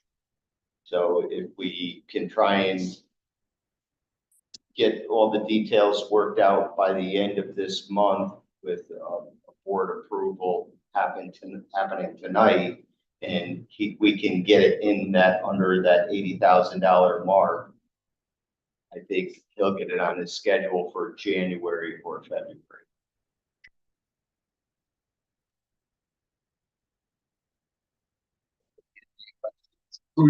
Just to add on what Scott was saying, is the discussion we had, like some of this stuff you're doing it ourselves. Removing the cabinet, slide out cabinet underneath the rig, under body, box, removing the hydraulic reels, hydraulic pumps, things that are just, we think, find people here that can figure that out, that's saving quite a bit of time, labor, and cost here on this project, to give some other things. So that was one thing we wanted to make sure that the board was kosher with that, so we can move forward, and hopefully when that time comes, truck will leave. That's something we've done ahead of time. We just want to do it. Everything previous later type of thing. So we want to make sure that's okay. That hydraulic pumps, the hydraulic drills are in there. We just turn around and sell them off on the auction block and make money back on them to offset some of the costs that were associated with this project. And save more money, I guess, bring more money back in and stuff. I have no issue. The members don't mind stepping up. Big number to trim down, so it's nice to see what the amount you got out of it. So, Mr. Kennedy, what was your number that you? In the end, well, we got the main one trimmed down to just over 67,000, then we added on that alternative number two, which is very question, I think it was like 6,900. To get that rear, that to us, it seemed like that had to be done, because the piece at 8, 9, 10 years, we'll be looking for that money down the road, That holds in, there's a lot of things going on back there, and to me, that's an important piece of it. Was your number 74,000 something? 71. Yeah, okay, so it's a little over 74,000 with the alternative added in, and then we figured just $6,000 as that floater money to try to do some of these other little projects. I think a motion that the board authorizes resolution.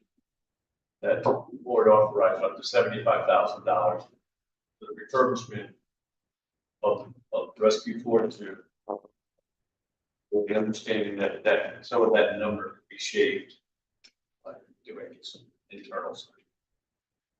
So this is a permissive referendum, because we'd be spending the money out of the capital reserve equipment account, just to clarify that. Up to $80,000 permissive referendum. Yeah, 75,000. Oh, it's gonna be 75,000? Well, don't forget our Right. So 80 would be. We have 80,000. They want the contingency money in case.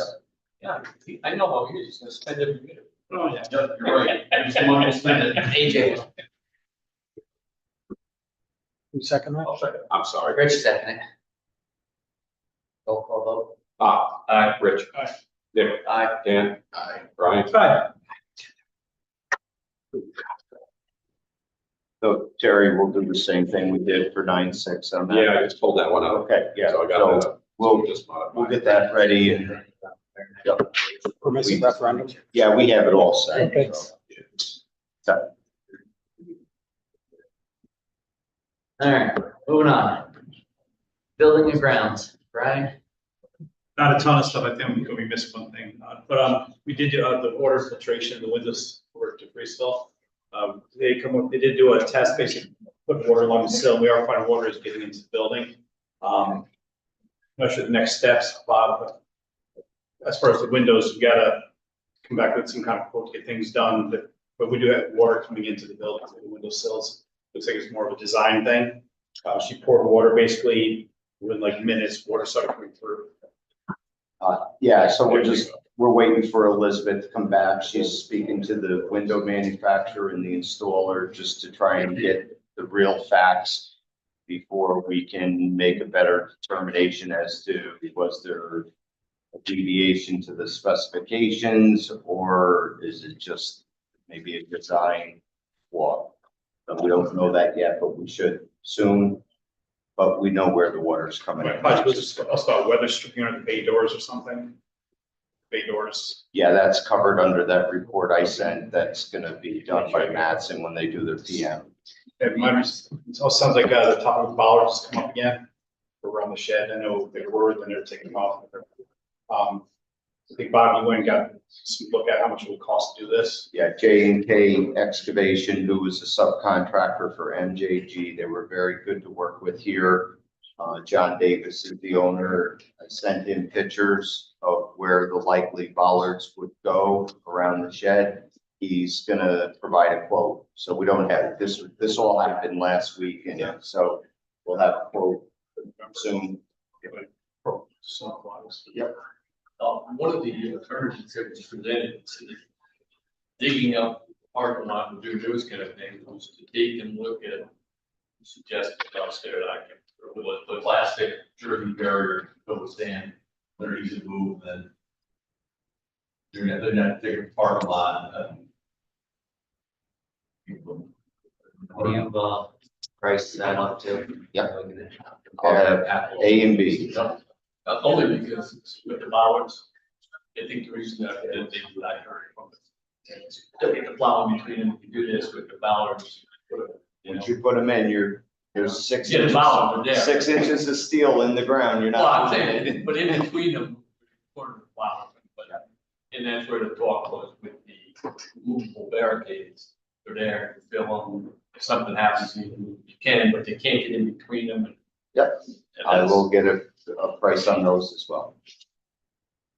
I don't have anything. We've already talked about most of the stuff over here. All right, we're on district personnel. Dan, all right.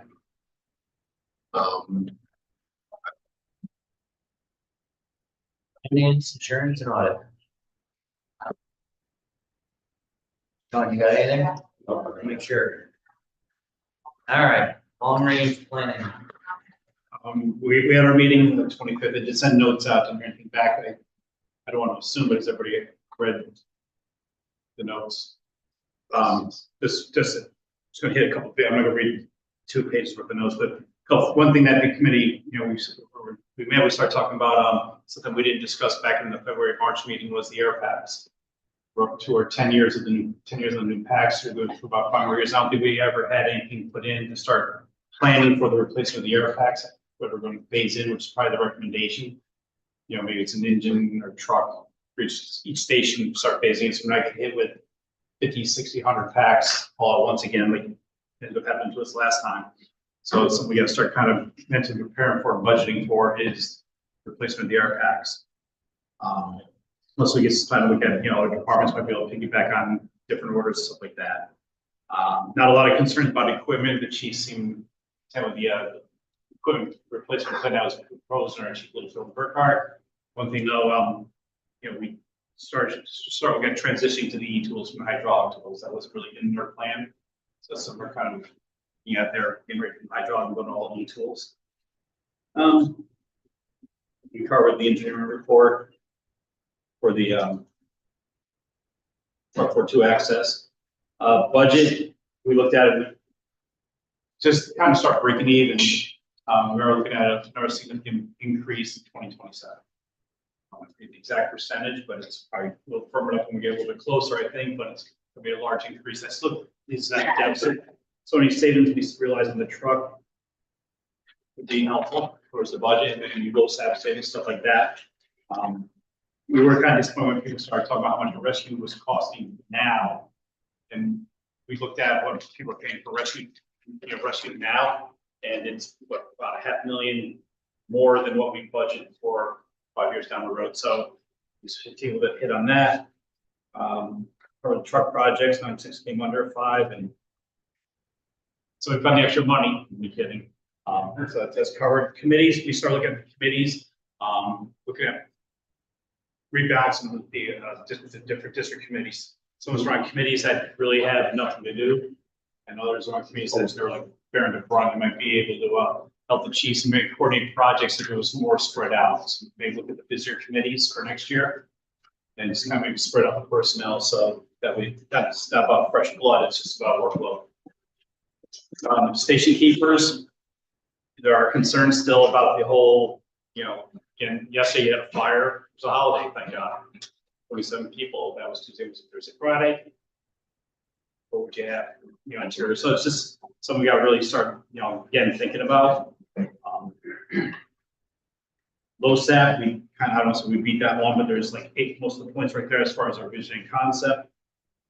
And then finances, we've talked about and sitting down with the town, looking at public safety fees, different things like that. I think it's time to really identify two of us to go have a meeting with the town and start looking at some alternate ways of getting, actual funding. So.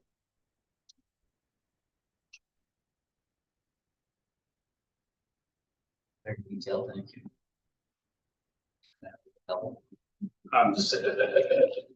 So, we do got some work to do, especially with these air packs. It's gonna be probably gonna be $300,000. Safe bet. I mean, I'm willing to be on that group. That means for the town, I have no problem with that. Trying to make work for other commissioners, but we should probably work at some of the town, try to sooner the better. Did, just because I wasn't there and it doesn't say, did you ever come up with a plan for the two or the two chief towels? We know the money's in there. Gapped out, there's 127, 26, I forget what year it was, and 1 year after that. We did recommend that the treasurer, you are cognizant in the event one of the trucks breaks down, that there is money set aside for a more immediate purchase. From an operational point of view, I think it was agreed upon that the Explorers do not make good chief's vehicles. There's maintenance space, whatever, but I know the Explorers we have at work are horrible on maintenance, so something to keep in mind there too. Keep our options open.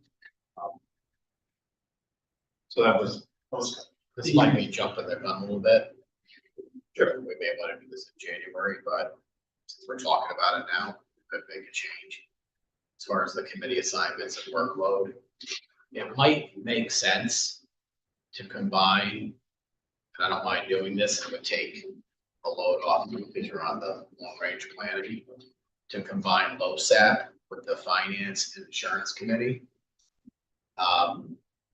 They kind of go hand in hand, the financial aspect of it, the budgeting, and then also dealing with donation agency, and that might take some off of you if you want. If you're just looking at it, it might make sense. Yeah, it's Kind of a natural. those apps are basically really busy for first couple of months. But I mean, we've got a big project coming on. It's gonna be taking a lot of time. And just if you're looking to rebalance and if there's some things, we don't need to decide right now, but that might be a good spot to rebalance things. Kind of consolidate some of these. Anybody have any questions of what Brian just read over and anything else? Yeah. It's fine, it's been what we're talking about, though. No skeletons there hiding anybody's closet, except for their tax. That was one of those moments. There. The motion to accept your plan modifications, just approval. I think you should also, he was seeking two commissioners to speak to act as representatives, I'm sorry. Yeah, no. So that should probably be included in the motion. Just Two gonna step the commissioners town to talk to the town. Bring the district message. Yep. Sorry. Do you think we should, we're meeting with them first in the water, kind of so we don't. Yeah, I was thinking about that. Your water is your foot in the door. And then there's other issues to discuss. Brian's been bringing up this about some kind of user fee or,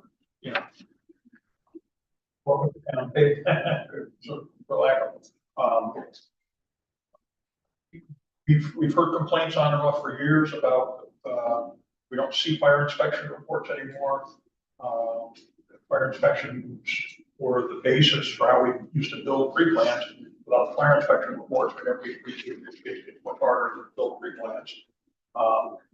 I was disturbed, I don't know if anybody else was, to hear what I had thought to be listed as a single family property, open to talk about in national news, as an apartment building next to the Alexis Diner. So put on there, and apparently it's an apartment building now. Convert. How many others are there like that? We don't know about. So we got the water issue, you can roll in finance, you can roll into our interaction with code enforcement. There's a lot of topics that we need to interact well with on the town for both to be successful.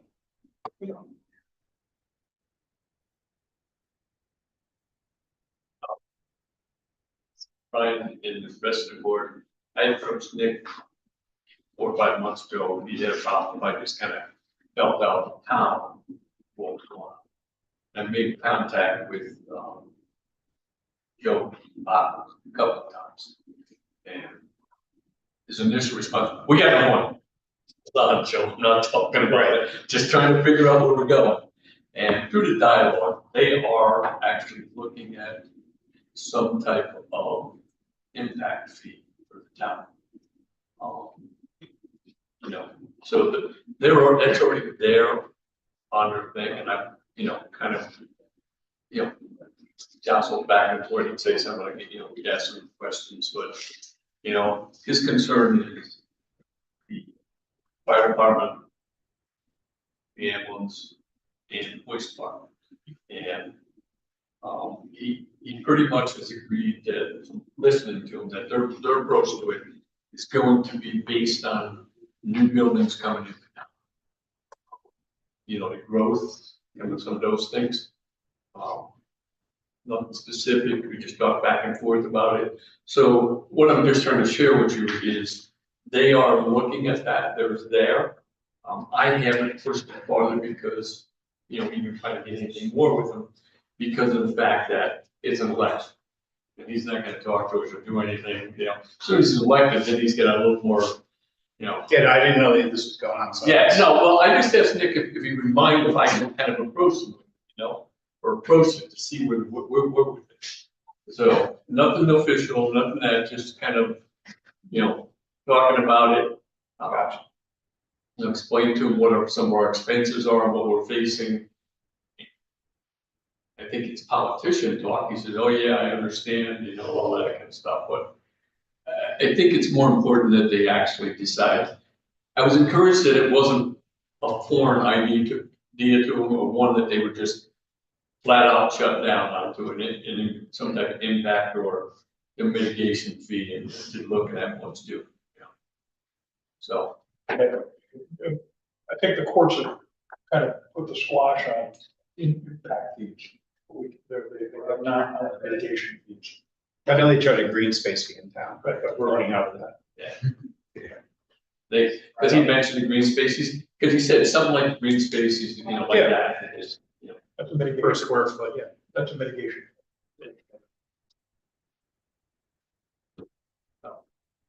And as far as from what I heard from the 3 chiefs in Winesville, you mentioned the explorers, almost all of them to a person would rather have a pickup.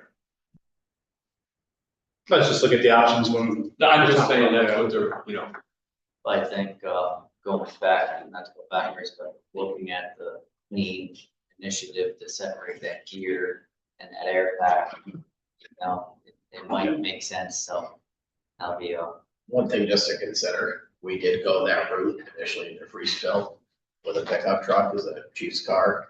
It didn't really work out well because they didn't have like an area to work out of a command center, and they ended up turning that chief's car into I know, utility vehicle. I know Jay's not here right now, but seeing his county car and how that's set up, pretty nice, the stuff they have now.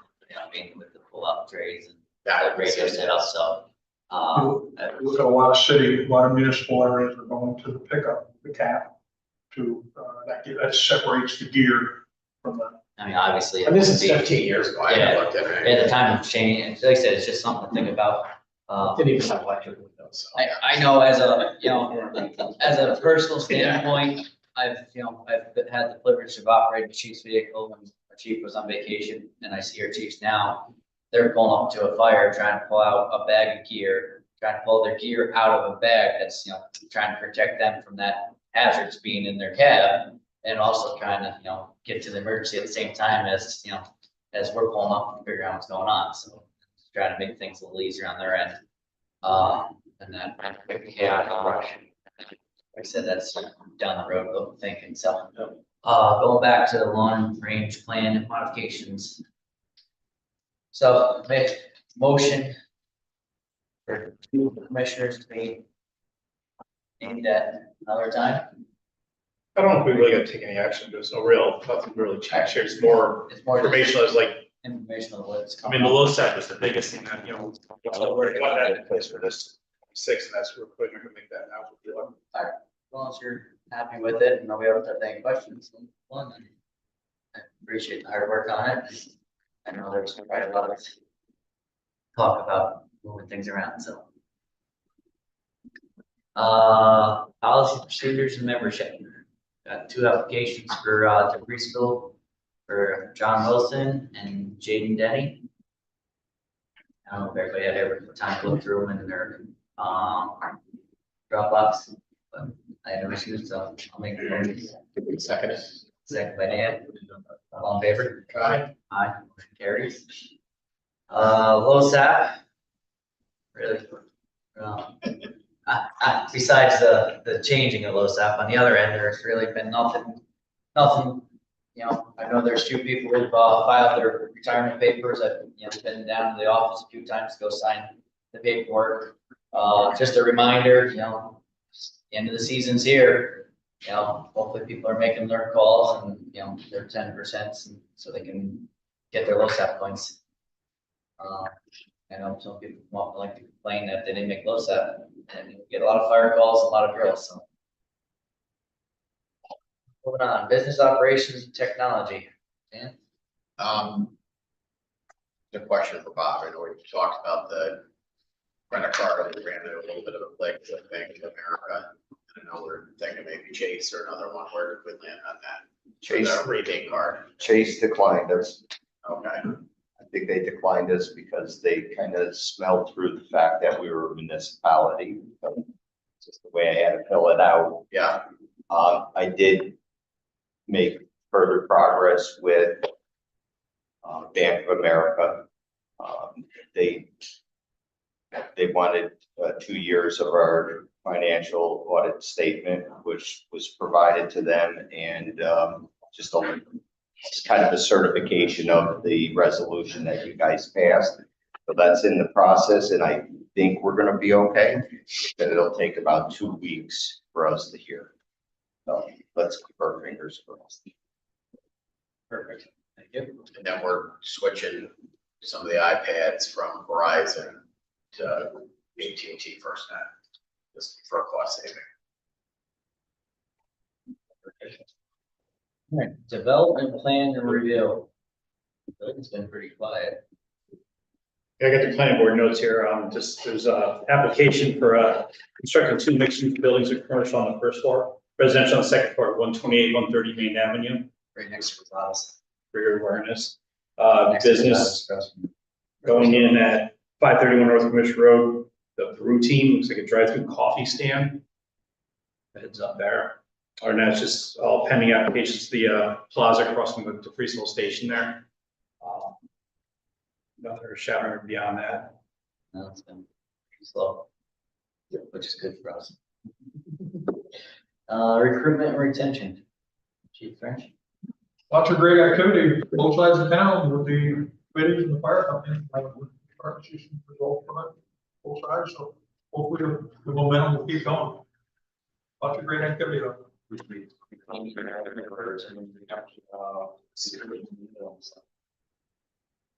All right, public session. Chief Casino.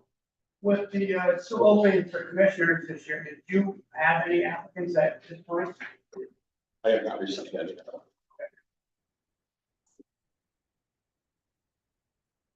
Normally, everybody sends those in for November, don't they? Right, it's, Early. the letters are due to me by November 19th, and they have to designate in that letter which open seat they are seeking to fill, 5-year to 3-year. Every month I talk about it at our monthly meeting, and that's already told me, the Mark Carter has reached out.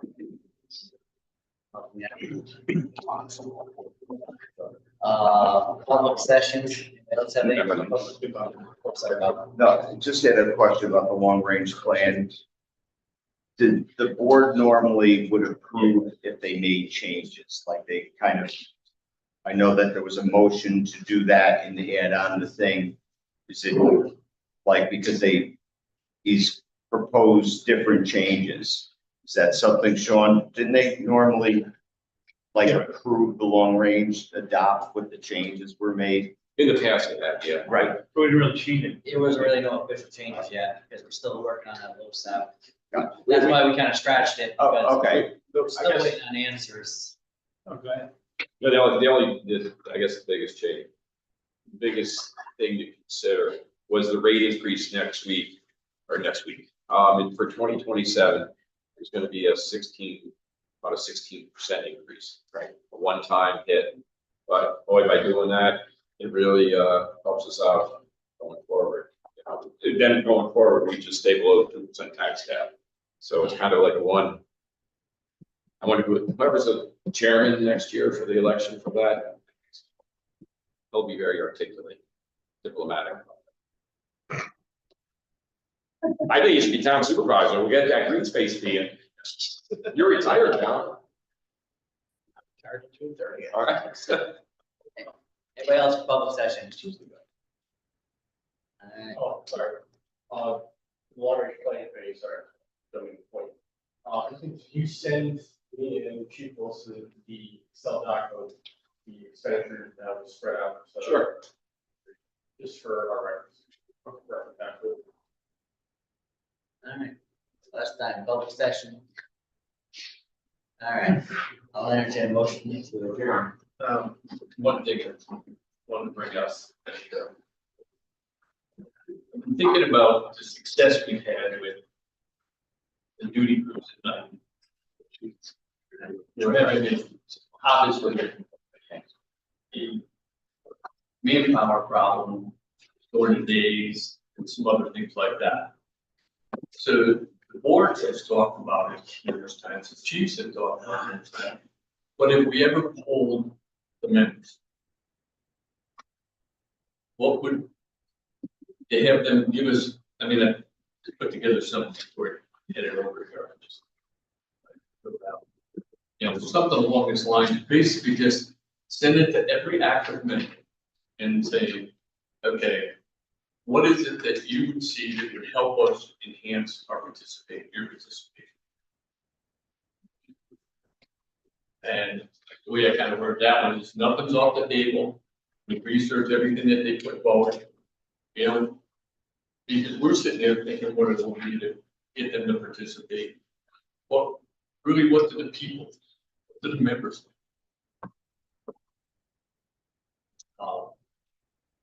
You know, we've had, I'd say, really good success with the duty crew program.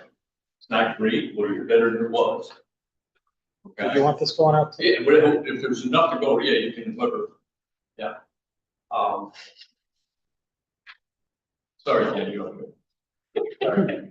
I give it one of those. But, you know, what is it that we could do to enhance that? I mean, you can set it between now and whenever. I don't know what the answer is. Just, I mean, I don't believe the commissioners have anything else they can put on, you know, off the top of their head, real easy to do that. So what is it that maybe the members want? You know, I don't know the answer to it. I think that the difference, as I see it, is at night, we were seeing burnout, both stations, with fire alarm activations. I don't want to call them bullshit calls, I don't want to call them routine calls. They are. And people just weren't coming. So establishing the duty crews gave a foundation where the chiefs could be assured that, you know, hey, we're doing something for the guys, at least we're gonna get one piece of apparatus off the floor. And if it's something, they call for help, and when they call for help, people will come, all right? With the daytime situation, I think it's a different situation. It's not people burned out with calls, it's just that we don't have that many people available. So offering an incentive to people that can't be there anyway, you know, is kind of a fruitless venture, but I mean, it's worth looking at, seeing if there's something. But I think Ryan answered that one when his discussion was one right thing. When he said that, some form of station keepers. I prefer to call them career firefighters that have station duties. I mean, that's still on the table. That's still gotta be on the table. Would somewhat challenge that thinking in the fact that you get a daytime call that has some significance to it, you get people. Because people leave their jobs. I understand that. They find a babysitter, they do what they gotta do to get there. But if it's not, not happening in the first 3 minutes. But I really believe it's similar to what you're dealing with the nighttime youth. You got people that are sitting there saying, okay, I'll commit to make sure I can be there. It's not. I don't know what it is, and I don't think any of the chiefs have an idea on it, or they probably be trying to implement it. To coin one of the firefighters said, it's not a manpower problem, it's an idea to ship problem. Okay? Because it comes in as a structure fire, there's smoke or anything, taking consideration of yesterday's fire over the fire spark. There's people coming on the window. Okay? So, yeah, I don't buy into the fact that people aren't available. I buy into the fact that people don't care unless it's something really exciting. Go. I might upset some people here, but this week I was trying to do some projects on my house, and we had like 7 or 8 calls that were all fire alarm related or that kind of thing. And people can relate to this. If you're doing something in your house and you lose for every alarm, you lose an hour. And sometimes, of course, of the day, you just don't have that kind of time when you're trying to get stuff done, especially around your own house. I know the dual response is a structure that you guys put into effect a while ago. But the dual response sometimes, I hear it here, you go to that side of town or this side of town, and before you know it, you're getting canceled. So people are coming over here, trying to do the right thing, you're getting canceled, so you're still here 20 minutes, wait for the car, the truck to come back or whatever, or the chiefs or whatever. In the course of the day, when you're trying to get something done, it's a lot of wasted time. And I'm the worst one, because if I hear something and it's not, if I'm not in the project, I'll come over and come. But if I'm trying to do something, it's just like, I don't have time. And I've been here almost 50 years, but, and I understand that the logistics of dual response and stuff like that, but that's a part of our problem. That's my opinion. So just to add on the back and forth, but, getting the cancel thing is probably a tactical thing, because one of us gets there, or chief officer gets there, and determines, hey, we don't need the freeze fill, or we don't need wine there. Yeah, we're gonna turn you around, because one, sometimes in the motor vehicle at Form 43 at 2 in the afternoon, we make things a lot worse. And we try to alleviate getting guys fixing as fast as we possibly can, and we understand the time of day and things going on, all that stuff too. We're not gonna sit there, I mean, me personally, I'm not gonna make you drive all the way across town to sit there and say, we don't need you. Cut you loose as quick as I can. And that was the burning joke in body, who said is, you see my name on the iron spine, go to fire on the bear high wall, that's the simple, easiest call you can go to. Because it's probably 99% of the time, you're not gonna be able to get off the floor for that. It's something where you go in and fix it and leave without ever turning the wheel. And, yeah, those calls add up, and sometimes they're problematic and repetitive, but that's the name of the business for, it's like being a plumber. You want the phone to ring because the toilet's backed up. Well, the fire alarms go off, it's give us an opportunity to go in, do a building inspection, learn the buildings, learn who owns the buildings, what's in those buildings. So it's kind of a teaching lesson too when those guys get there. But the dual response thing is actually, my eyes, and maybe Dan probably agree too, it's also very helpful, because you're going to get somebody from somewhere. And we're a town that's grown exponentially over the last 30 years. Our emergency services that have been strained, we're staffing the problems during the day, and people are tired, and shift workers have changed from shifts. So I honestly think that the dual response thing is something we need to do. Because you need to make sure that we're providing the services that these people are paying $1.8 million for every year, to make sure that the yellow fire truck or the red fire truck shows up when we call for an emergency, no matter what it is. How hard would it be to just pull out like data, like structure fire calls, say like this past calendar year, turnouts of interior people? That's the real concern. We get bodies, is that something hard to, I don't want to make it work for people, but I don't speak for you can't. increase the record keeping, but on, I know we track. on Alpine, you can get a number of like turnout, but it's not as specific, right? We updated our run report this year to specify that per truck, interior versus exterior, just for this reason, right? So if somebody wants to sit down all of our run reports the entire year, we can figure it out, right? We can set it by hand. I'll take. And I'll check on what Chief Winston says. The dual, we increased the dual response last year, no, actually this year. For this reason, we have their box alarms, but advancing on the first alarm, which is working out. The last 2 working fires we had to do the first alarm, which is great, and that made us usually surface.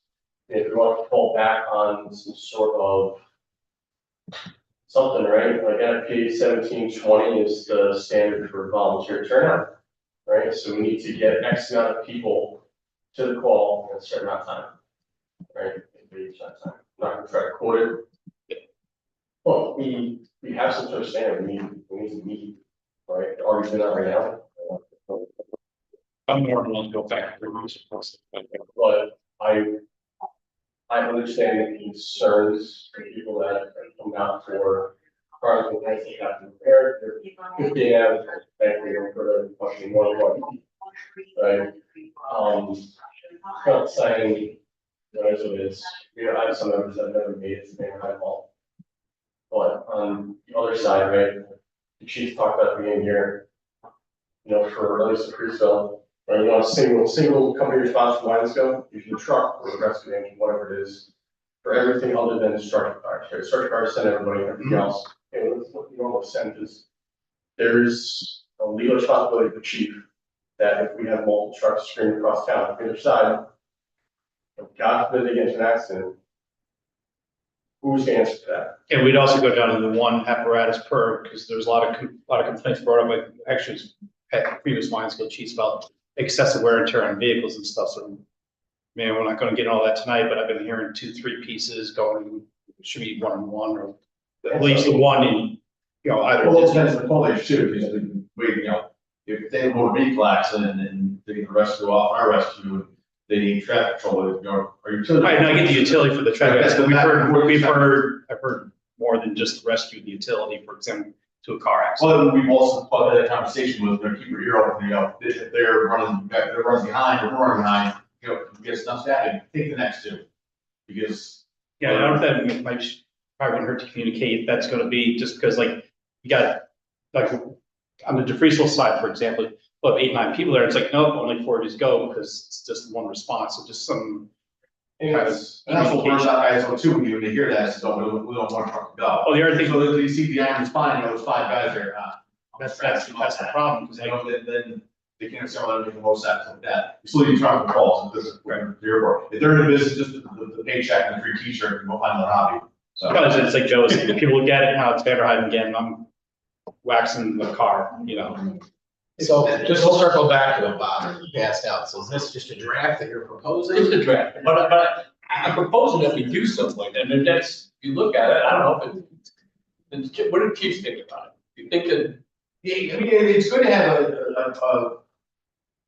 a little bit of opinion from the tribe, because us 2 trying to speak for 100 people, we're not gonna have everybody's opinion on it. And maybe the guys downstairs have some new ideas and, some fresh ideas, or just say, what if we did this way?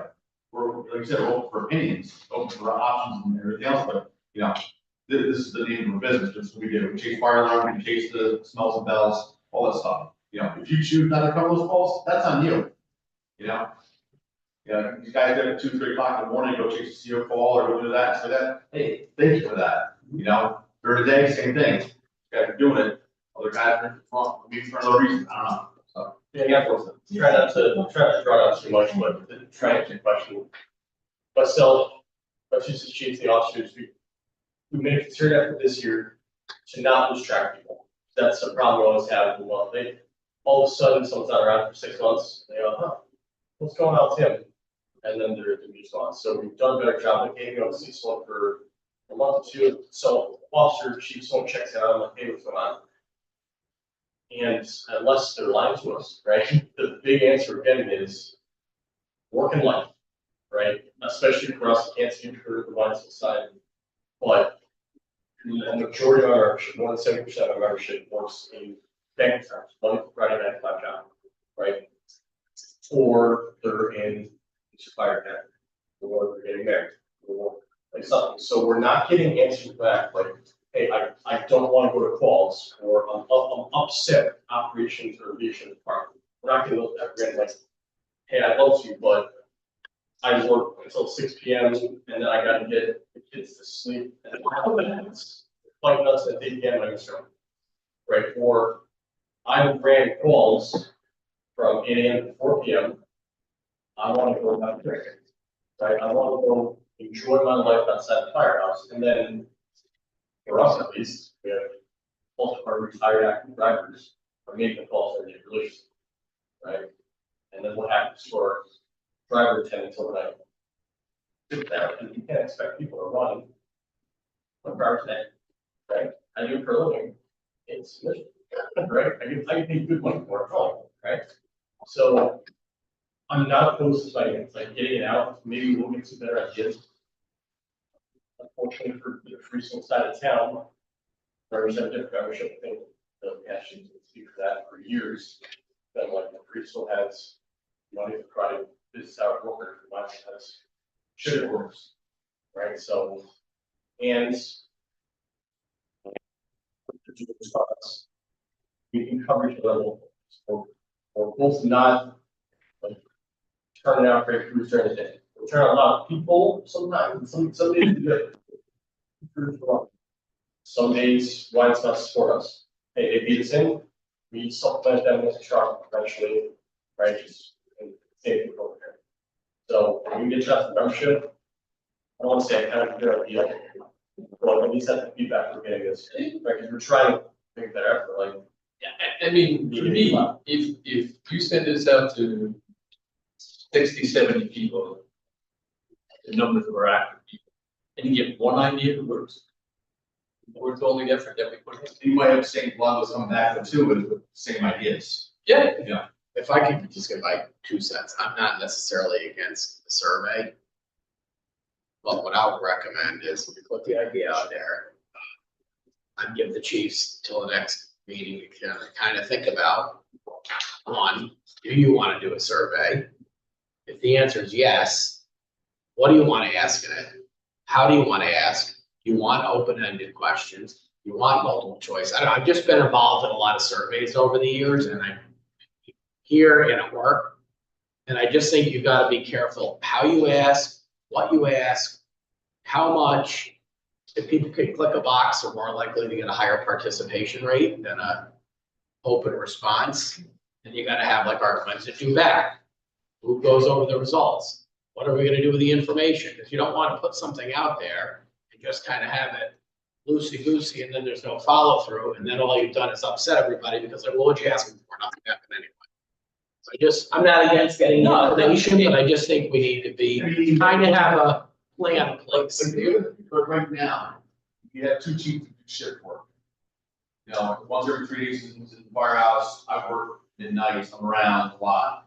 The next cycle of guys that come through are gonna be daytime guys. The guy behind me works 7:30 to 4 o'clock every day, Monday through Friday. And weekends and nights he has to. So you're gonna have those guys that are gonna be the Monday through Friday, 9 to 5 guys. You don't have that option of having a chief officer around during the day, because our time is gonna come and we're gonna run out for a horse, and that's gonna be the end of it. But, you know, the thing is, you know, trying to have that, the management here during the day and night times like that, if it's something that's retiring, things like that, it's gonna be. I just don't wanna do something that in the end is gonna make it more challenging for you guys. I To just, lead as long as you more give stuff. just some honest, just feedback and say, what do you guys see in the next couple of years, and what would you like to see us, the district do? Because if you're the ultimate decision makers here, you're the brain here, so, what would you see the fire chief can do to improve membership response, and then come to the calls and do those things, and, like I said, you may get 50 the same answers. My suggestion would be, you don't have to go, this is my suggestion, is like, give you guys a chance to think about it, and then what would you ask, and then with the format, you can do Google Forms where people can. Well, I don't disagree with most of what you said, but when we put in boxes to check, it's our thinking. It's your thinking. Well, maybe you don't do boxes, but I'm just saying, give them a chance to like, come back. Yes, but for me, you don't, when I thought about it, I didn't want to limit it. I didn't want to do, if some guy can say, hey,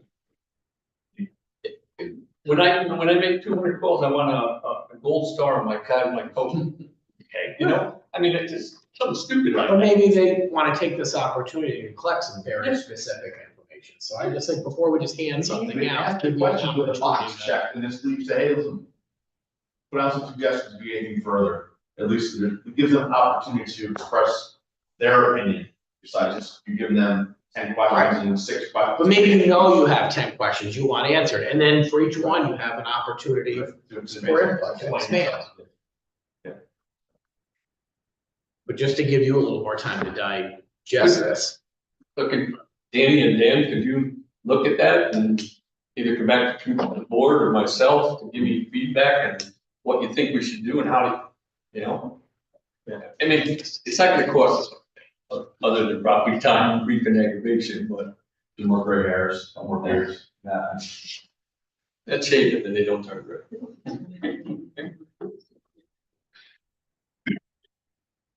Just one other quick thing, next month, I have a family member having surgery out of state, and I won't be here for the next meeting, so just make sure there's a quorum.